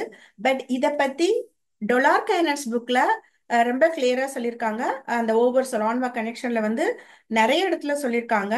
டிஃப்ரெண்ட் யூனிவர்ஸ் இருந்தாலும் ஒவ்வொரு யூனிவர்ஸ்க்கும் ஒரு பிசிக்கல் லா. இப்ப நம்மளுக்கு வந்து எர்த்துல இருக்கோம்னா நம்மளுக்கு எர்த்துக்கு ஒரு கிராவிட்டி இருக்கு, இந்த ரெசிஸ்டன்ஸ் இருக்கு, இந்த கிராவிட்டி படி நம்ம தரையில தான் நிக்கணும், we cannot float, அந்த மாதிரி பிசிக்கல் லா இருக்குல்ல. அதே மாதிரி ஒவ்வொரு டைமென்ஷன்லயும் அந்தந்த பிளானட் அந்தந்த டைமென்ஷனுக்குன்னு ஒரு பிசிக்கல் லா இருக்கு அப்படின்னு நான் டொலார்கைனஸ் புக்ல படிச்சப்ப எனக்கு இந்த பிரெயின் தியரி பத்தி தெரியாது. அப்ப நான் இங்க வந்து ரெஃபர் பண்றப்பதான் அதுல தெளிவா சொல்லியிருக்காங்க, ஒவ்வொரு பேரலல் யூனிவர்ஸ்க்கும் ஒரு பிசிக்கல் லா, அதுக்குன்னு தனி பிசிக்கல் லா இருக்குன்றத சயின்டிஸ்ட் வந்து இந்த பிரெயின் தியரியில சொல்லியிருக்காங்க. இது டொலார்கைனஸ்ல ரொம்ப தெளிவா சொல்லியிருக்காங்க. ஸோ அந்த லெவல் நம்ம எந்த ரியாலிட்டியில இருக்கோமோ அதுக்குரிய பிசிக்கல் லாவை பிக் பண்ணி நம்ம லைஃப் எக்ஸ்பீரியன்ஸ் இருக்கும். ஃபார் எக்ஸாம்பிள் நம்ம இந்த ரியாலிட்டியில இருக்கிறோன்றப்ப இந்த ரியாலிட்டிக்குரிய பிசிக்கல் லா படிதான் நம்மளோட பிசிக்கல் பாடி ரியாக்ட் ஆகும் அப்படின்றத டொலார்கைனஸ் புக்ல நான் புரிஞ்சுக்கிட்டேன். ஸோ டொலார்கைனஸோட புக்குக்கு அப்புறம் நான் வந்து பசாரோட சேனலிங் மெசேஜ் பார்த்தப்பையும் பசாரோட சேனலிங் மெசேஜ்லையும் வந்து இந்த சேம் கான்செப்டை வந்து ரீஇன்சிஸ்ட் பண்ணியிருப்பாங்க. பசார் சேனலிங் வந்து பத்தி நான் இன்னொரு வீடியோல சொல்றேன். பட் அது வந்து ஹை டைமென்ஷனல் சேனல்ல வந்து இன்னும் கான்செப்டான டைம் ஸ்பேஸ் கான்செப்ட் எப்படி டொலார்கைனஸ் புக்ல வந்து குவாண்டம் சயின்ஸ் தெளிவா புரிஞ்சுதோ அதே மாதிரி பசார் சேனலிங் மெசேஜ்ல வந்து டைம் ஸ்பேஸ்க்கான கான்செப்டை வந்து ரொம்ப அழகா எக்ஸ்பிளைன் பண்ணியிருப்பாங்க. ஸோ அந்த கான்செப்ட்ஸ்லயும் வந்து இந்த பிசிக்கல் லா, நம்ம எந்த ரியாலிட்டியில இருக்கோமோ அந்த பிசிக்கல் லாவை நம்ம பிசிக்கல் பாடி பிக் பண்ணும் அப்படின்றத சொல்லியிருக்காரு. ஸோ இது காம்ப்ரிஹெண்ட் பண்றதுக்கு ரொம்ப காம்ப்ளெக்ஸா, மற்ற கான்செப்டை விட இந்த கான்செப்ட் வந்து புரிஞ்சுக்கிறதுக்கு இன்னும் காம்ப்ளெக்ஸா இருக்கும். அதனால உங்களுக்கு ஒரு ஈஸியான அனாலஜி வச்சு எக்ஸ்பிளைன் பண்றேன். இப்போ நீங்க டிவி பாக்குறீங்க. டிவி பாக்குறப்ப உங்க டிவியால thousands ஆஃப் சேனல்ஸை பிக் பண்ண முடியும், சரிதானே? அதால ஆயிரக்கணக்கான சேனலை பிக் பண்ண முடியும். பட் ஆயிரக்கணக்கான சேனலை உங்க டிவியால பிக் பண்ண முடிஞ்சாலும் உங்களால பார்க்கக்கூடிய சேனல் ஒன்னே ஒண்ணுதான். அதாவது உங்க பிசிக்கல் ஐயால ஒரு சேனலை மட்டும்தான் ஃபோக்கஸ் பண்ணி பார்க்க முடியும். பட் நீங்க அந்த சேனலை பார்க்கறீங்க அப்படின்றனால மீதி இருக்க சேனல்லாம் அங்க இல்லைன்றது அர்த்தம் கிடையாது. It is there. பட் நீங்க ஒரு பர்டிகுலர் சேனலை பிக் பண்ணி பார்க்கறீங்க. அதே மாதிரி தான் billions of realities are there. But நம்ம எப்படி நம்ம கண்ணால ஒரு பிசிக்கல் லிமிடேஷன் இருக்கனால ஒரு பர்டிகுலர் சேனலை தான் நாம பார்க்க முடியும். ஆனா TV can process thousands of channels. But நம்மளோட பிசிக்கல் லிமிடேஷனால நம்மளோட கண் ஒரு பர்டிகுலர் ரியாலிட்டியை தான் அந்த டிவியில பார்க்க முடியும், மானிட்டர்ல பார்க்க முடியுமோ அது மாதிரி தான் பில்லியன்ஸ் ஆஃப் பேரல் ரியாலிட்டி இருக்கு. பட் நம்மளோட பிசிக்கல் லிமிடேஷனால ஒரு பர்டிகுலர் ரியாலிட்டியை தான் பிக் பண்ணி பார்க்க முடியும். பட் நம்மளோட ஓவர் சோல் வந்து, நம்மளோட ஆன்மா வந்து இந்த டிவி மாதிரி it can pick thousands of frequency, billions of frequency, ஓகேவா? பட் நம்மளால இந்த பிசிக்கல் லிமிடேஷனால ஒரு பர்டிகுலர் ரியாலிட்டியை தான் ஃபோக்கஸ் பண்ண முடியும். எந்த ரியாலிட்டியில நாம இருக்கிறோமோ அதுக்குரிய பிசிக்கல் லா என்னவோ அது வந்து இந்த பிசிக்கல் பாடியோட அப்ளை ஆகி அது மென்டல் அண்ட் எமோஷனல் பாடியோட ஆட்டோமேட்டிக்கா இந்த குவாண்டம் என்டாங்கிள்மெண்ட்ல அசோசியேட் ஆயிருக்கும். அதனாலதான் நம்ம சப்கான்சியஸா எல்லா டேட்டாவும் நடக்கும். நம்ம நடக்கிறப்பயே வந்து இந்த கிராவிட்டி இவ்வளவு இருக்கு அப்படின்னு கால்குலேட் பண்ணியா நடக்கிறோம். எல்லாமே வந்து ஆட்டோமேட்டிக்கா சப்கான்சியஸ்ல இருக்கு. இந்த பிசிக்கல் ஆக்குரிய டேட்டா நம்ம என்ன அவுட்டர் லேயர்ல நம்மளுக்கு எது ப்ராசஸ் பண்ண தேவைப்படுதோ அதை மட்டும் தான் லாஜிக்கல் மைண்ட் ப்ராசஸ் பண்ணுது. ஸோ லாஸ்ட் நம்ம பார்க்க போற கான்செப்ட் வந்து குவாண்டம் டீகொஹரன்ஸ். ஸோ இந்த கான்செப்ட் வந்து தியரிட்டிக்கல் கான்செப்டா ஹைபோதிசிஸா எக்ஸ்பிளைன் பண்ணியிருக்காங்க. பட் ப்ராக்டிக்கல் ப்ரூஃப் அவ்வளோ இல்லை. பட் இதுதான் எல்லா கான்செப்ட்ஸ் இதுக்கு முன்னாடி இருந்த அந்த பேரலல் ரியாலிட்டி, நம்ம ஏன் ஒரு ரியாலிட்டி தான் எக்ஸ்பீரியன்ஸ் பண்றோம், அதுக்குரிய ஆன்சர் வந்து இந்த குவாண்டம் டீகொஹரன்ஸ்ன்ற கான்செப்டை புரிஞ்சுக்கிட்டா ஈஸியா புரிஞ்சுக்க முடியும். ஸோ இந்த குவாண்டம் டீகொஹரன்ஸ்ன்றது என்னன்னா, குவாண்டம் லெவல்ல ஒரு பார்ட்டிகல் ஒரு வேவ் நேச்சர்ல இருக்குது, என்விரான்மெண்டோட இன்டராக்ட் பண்றப்ப, அதாவது ஃபார் எக்ஸாம்பிள் ஃபோட்டான் இருக்கு, ஃபோட்டான் வந்து இந்த டிடெக்டர் இருக்கிறப்ப அங்க என்விரான்மெண்டோட அது இன்டராக்ட் பண்ணுது. அப்படி இன்டராக்ட் பண்றப்ப அது என்ன ஆகுதுன்னா, infinite number of possible outcome, infinity number of பாசிபிள்ல இருந்து அது அப்படியே டீக்ரேட் ஆகி ஒரு பாசிபிள் அவுட்கம் பிக் பண்ணிக்குது. அதாவது குவாண்டம் கொஹரன்ஸ் டீவியேட் ஆகி பிசிக்கல் பார்ட்டிகளோட கான்டாக்ட்ல வர்றப்ப அந்த உராய்வுனால அதோட கொஹரன்ஸ் குறைஞ்சு குவாண்டம் டீகொஹரன்ஸ் நடந்து இன்ஃபைனிட்டியில இருந்து ஒரு பர்டிகுலர் ரியாலிட்டியை அது பிக் பண்ணுது அப்படின்ற கான்செப்ட் தான் வந்து குவாண்டம் டீகொஹரன்ஸ். அதாவது மல்டிபிள் இது நடந்தாலும் still it remembers all reality அப்படின்றது quantum coherence. Multiple connection interaction நடக்கிறப்ப அது வந்து it forgets the infinite possibility and just remember only one reality. அதாவது ஒரே ஒரு ரியாலிட்டி தான் ஞாபகம் வச்சுக்குது, அதை சுத்தி இருக்க இன்ஃபைனைட் பாசிபிலிட்டி வந்து அப்படியே கரைஞ்சு போயிருது அப்படின்றது குவாண்டம் டீகொஹரன்ஸ். அதுதான் வந்து நான் இந்த பிக்சர்ல எக்ஸ்பிளைன் பண்ணியிருக்கேன். அப்படியே இன்ட்ராக்ஷன், என்விரான்மெண்டோட இன்ட்ராக்ஷன் நடக்கிறப்ப when it forgets all other possible realities and ஒரே ஒரு ரியாலிட்டி தான் இருக்கிறப்ப அது பேரு குவாண்டம் டீகொஹரன்ஸ். இது அப்படியே இப்ப நீங்க வந்து நான் அந்த சொன்ன இந்த டிவி அனாலஜியோட அப்ளை பண்ணி பார்க்கலாம். இது வந்து நம்ம ஏன் ஒரு ரியாலிட்டியை தான் இந்த பிசிக்கல் பாடியில நாம எக்ஸ்பீரியன்ஸ் பண்றோம், நம்மளோட ஆன்மாவால எப்படி மல்டிபிள் ரியாலிட்டிய at the same time experience பண்ண முடியுது. பட் நம்மளால இந்த பிசிக்கல் ரியாலிட்டியில ஒரு ப்ரொஜெக்ஷனை மட்டும்தான் ஏன் எக்ஸ்பீரியன்ஸ் பண்றோம் அப்படின்றத இது அழகா எக்ஸ்பிளைன் பண்ணுது. ஏன்னா இந்த ஃபர்ஸ்ட் பிக்சர் வந்து நம்மளோட ஆன்மா மல்டிபிள் ரியாலிட்டியில எக்ஸ்பீரியன்ஸ் பண்ணாலும் அதால எல்லா இன்ஃபர்மேஷனையும் ப்ராசஸ் பண்ண முடியும். ஏன்னா அது மெட்டாபிசிக்கல் லெவல்ல 6th டென்சிட்டியில இருக்குது. பட் நம்மளோட கரண்ட் ஸ்பிரிட் வந்து limited, because we are tied up with அந்த பிசிக்கல் பாடியோட டைப் ஆயிருக்கனால, நிறைய லிமிட்டேஷன் இருக்கனால நம்ம வந்து எல்லா ரியாலிட்டியும் எக்ஸ்பீரியன்ஸ் பண்ண முடியாது. So which is quantum decoherence. பிக்சர்ல பாத்தீங்கன்னா தெரியும், கிரியேட்டர் வந்து குவாண்டம் கொஹரன்ஸ் லெவல்லையும், நம்மளோட ஹையர் செல்ஃப் குவாண்டம் கொஹரன்ஸ் லெவல்ல எல்லா விஷயங்களையும் டிவி மாதிரி எல்லாத்தையும் at the same time process பண்ண முடியும். ஆனா நம்ம இந்த பிசிக்கல் வெசல்ல இருக்கிறனால இந்த பிசிக்கல் அந்த உராய்வு, இந்த இந்த குவாண்டம் டீகொஹரன்ஸ் கான்செப்ட் படி நம்மளால எல்லா ரியாலிட்டியும் ஞாபகம் வச்சுக்க முடியாது, இல்ல ப்ராசஸ் பண்ண முடியாது. ஸோ நம்மளோட ப்ராசஸ் ஒரு பர்டிகுலர் ரியாலிட்டியில தான் இருக்கும்.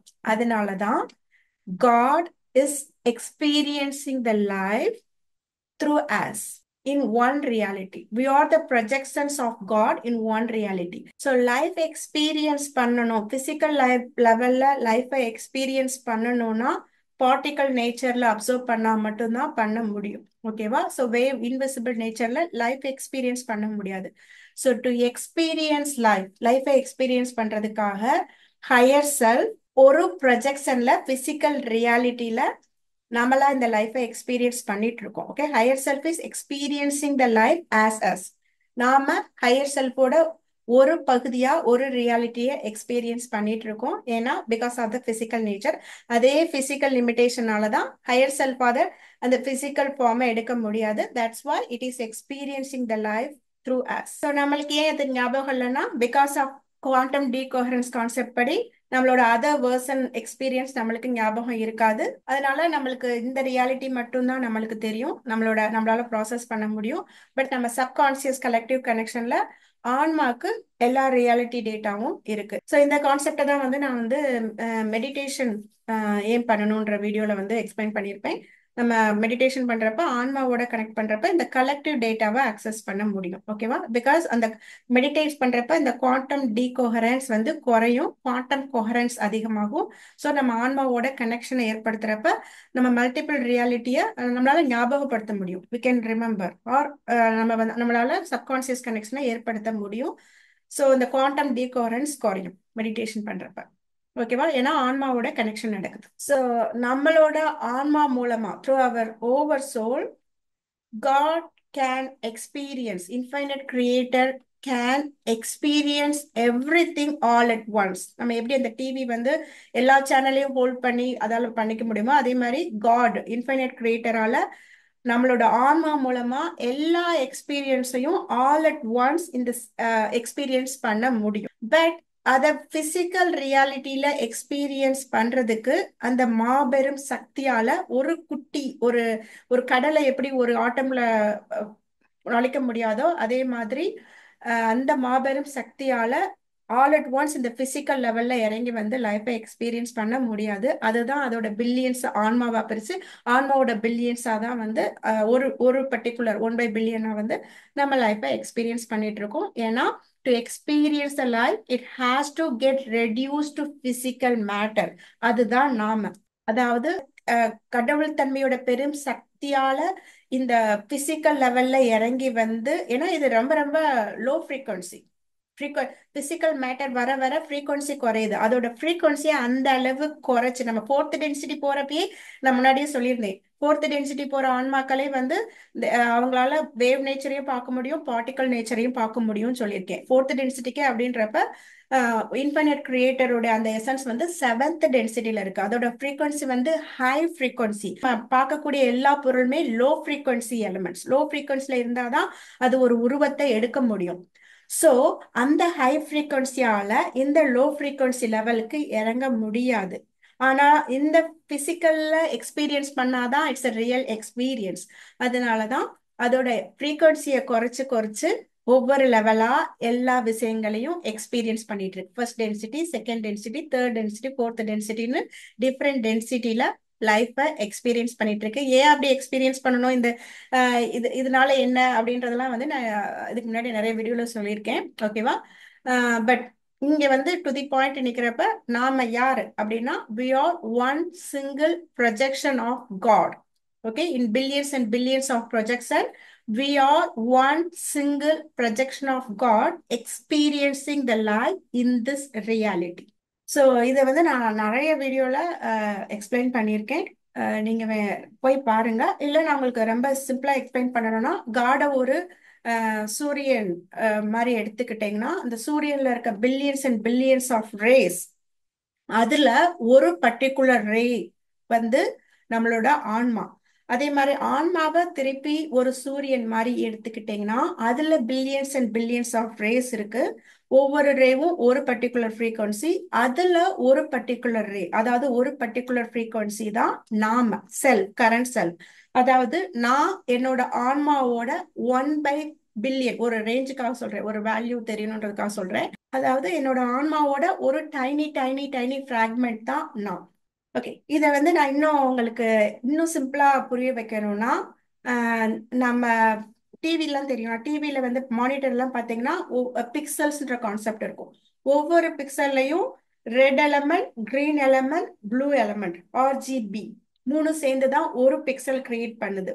அந்த பிக்சல் ஈச் அந்த ஆர்ஜிபி காம்பனண்ட்டை வந்து நம்மளோட மைண்ட், பாடி, ஸ்பிரிட், ஏன்னா நம்ம ஹியூமன் எக்ஸ்பீரியன்ஸை வந்து மைண்ட், பாடி, ஸ்பிரிட் காம்ப்ளெக்ஸ் அப்படின்னு சொல்லுவாங்க. ஓகேவா, டென்சிட்டி லெவல்ல பாக்குறப்ப.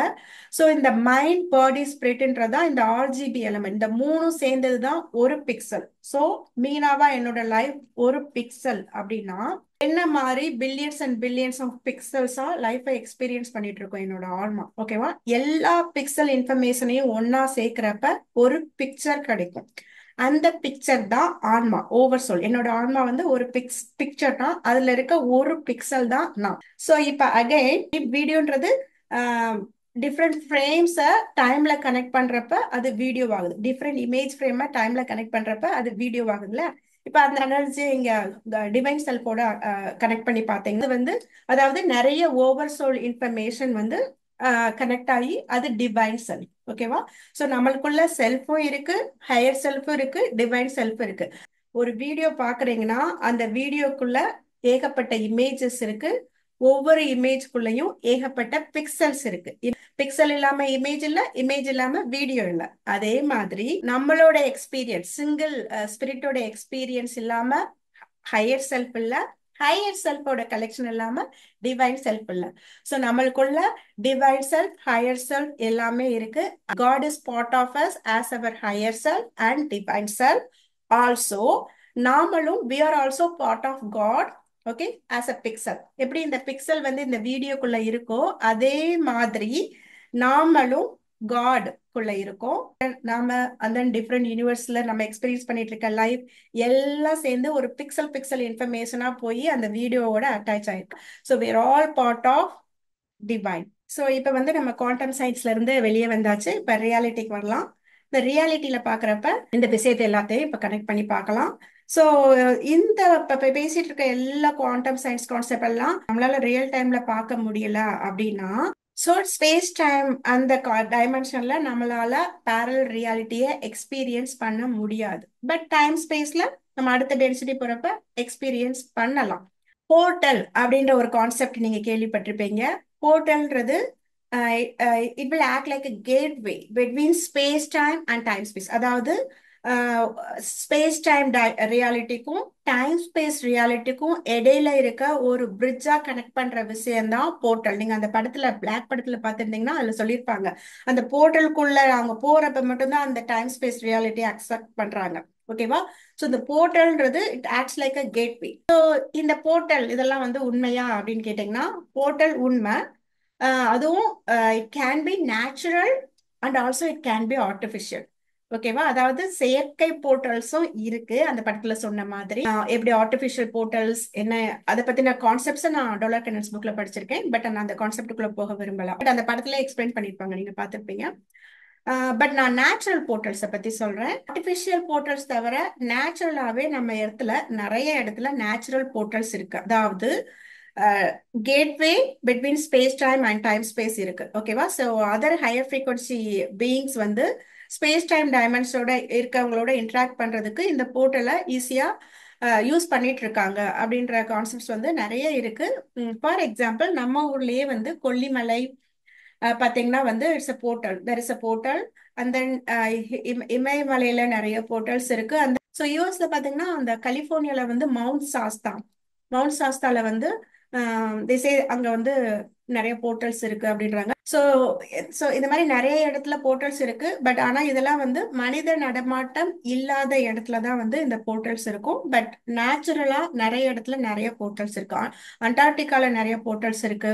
ஸோ இதெல்லாம் அங்கங்க எல்லா இடத்துல எல்லா இன்ஃபர்மேஷனையும் ஒரே இடத்துல யாரும் சொல்ல மாட்டாங்க. பட் அங்கங்க இருக்க இன்ஃபர்மேஷனை நம்ம பிக் பண்ணி பாக்குறப்ப நிறைய இடத்துல இந்த மாதிரி போர்ட்டல்ஸ் இருக்கு. ஸோ அந்த மாதிரி இருக்க நேச்சுரல் போர்ட்டல் வந்து தான் இந்த பெர்முடா ட்ரையாங்கிள். அது வந்து நேச்சுரலும் சொல்ல முடியாது, ஆர்டிஃபிஷியலும் சொல்ல முடியாது. ஏன்னா இது வந்து அட்லாண்டிஸ் சிவிலைசேஷன்ல இது வந்து ஆர்டிஃபிஷியல், பட் இப்ப இது வந்து நேச்சுரல். ஏன்னா வந்து நான் ஏற்கனவே சொன்ன மாதிரி அட்லாண்டிஸ் சிவிலைசேஷன் வந்து அவங்களோட நாகரிக வளர்ச்சி வந்து பயங்கரமா இருந்தது, அபரிவிதமா இருந்தது. அவங்களால ஆர்டிஃபிஷியல் போர்ட்ல ஈஸியா கிரியேட் பண்ண முடிஞ்சது. அவங்களுக்கு கிறிஸ்டல் டெக்னாலஜி இருந்தது, சவுண்ட் டெக்னாலஜி, நிறைய டெக்னாலஜில இம்ப்ரூவ்டா இருந்தாங்க.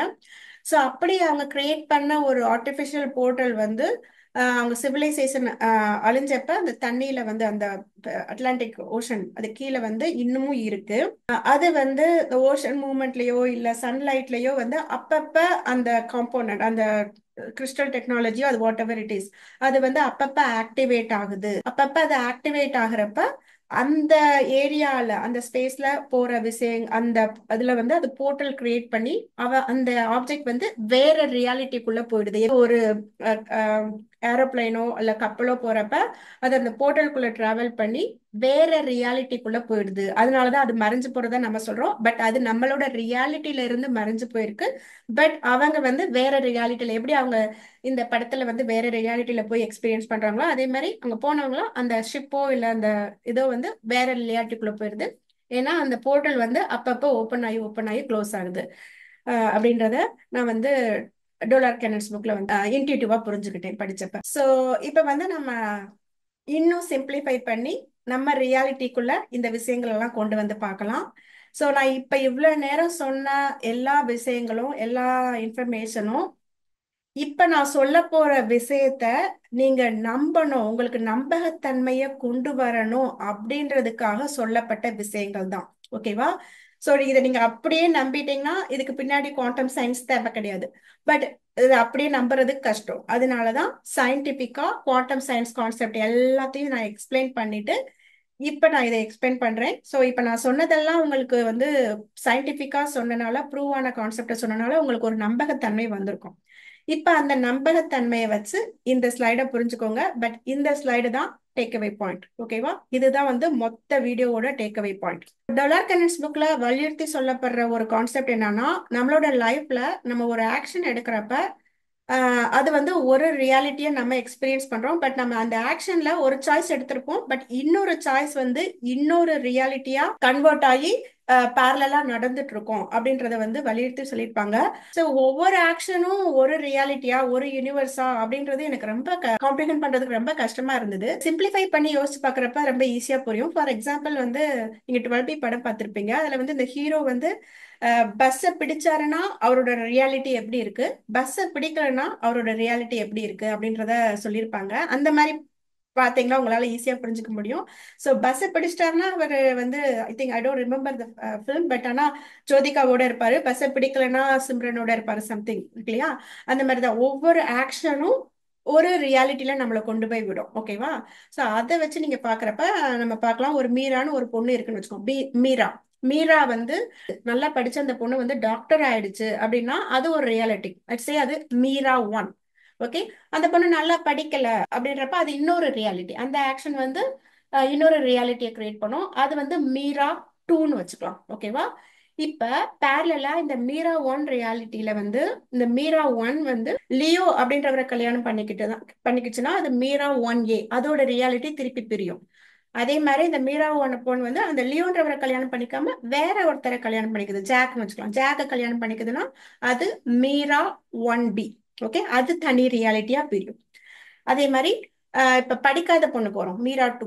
அந்த பொண்ணு படிக்கல, சோ படிக்காம இருக்க அந்த ரியாலிட்டியில வந்து அந்த பொண்ணு ஜோ அப்படின்றவரை கல்யாணம் பண்ணிக்கிறது ஒரு ரியாலிட்டின்னு பார்க்கலாம். ஜேம்ஸ்ன்றவங்க இன்னொருத்தவங்க அதை கல்யாணம் பண்ணிக்கிறது அது இன்னொரு ரியாலிட்டியா பிரியும். சோ இந்த ஜோ கல்யாணம் பண்ணிக்கிட்டவங்க மீரா 2A அப்படின்னா ஜேம்ஸ் கல்யாணம் பண்ணிக்கிட்டவங்க மீரா 2B அப்படின்னு வச்சுக்கலாம். ஓகேவா? சோ இப்ப திருப்பி ரியாலிட்டி பிரியுது. லியோவோட இருக்கிற அந்த மீரா 1A வந்து 2 பாசிபிலிட்டி இருக்கு. அவங்க வந்து Harmonia they live life together அப்படின்றப்ப அது ஒரு ரியாலிட்டி. இல்ல அவங்களுக்குள்ள பிரச்சனையா இருக்குது, அது இன்னொரு ரியாலிட்டி. அதே மாதிரி life with Jack, Joe, James இதெல்லாம் வந்து டிஃப்ரெண்ட் பாசிபிலிட்டி இருக்கு. எய்தர் ஹாப்பியா வாழ்றதுக்குரிய ரியாலிட்டியும் இருக்கு, இல்ல மன ஒருமைப்பாடு இல்லாம சேடா வாழ்றதுக்குரிய ரியாலிட்டியும் இருக்கு. ஸோ நம்ம எக்ஸ்பீரியன்ஸ் பண்றப்ப மீரா அப்படின்னு பாக்குறப்ப அந்த ஒரு reality Meera, for example Meera 2A 2B இந்த மாதிரி ஒரு ரியாலிட்டி தான் நம்ம பார்க்க முடியும். பட் பேரலி எல்லா ரியாலிட்டியும் பேரலா நடந்துட்டு தான் இருக்கு அப்படின்றதான் குவாண்டம் சயின்ஸ். பட் ஒரு ரியாலிட்டி, இப்ப மீரா படிச்சு டாக்டர் ஆகி லியோவை கல்யாணம் பண்ணிக்கிட்ட அந்த ஒரு ரியாலிட்டியை மட்டும்தான் நம்மளால பார்க்க முடியும், அது நார்மல் ரியாலிட்டி.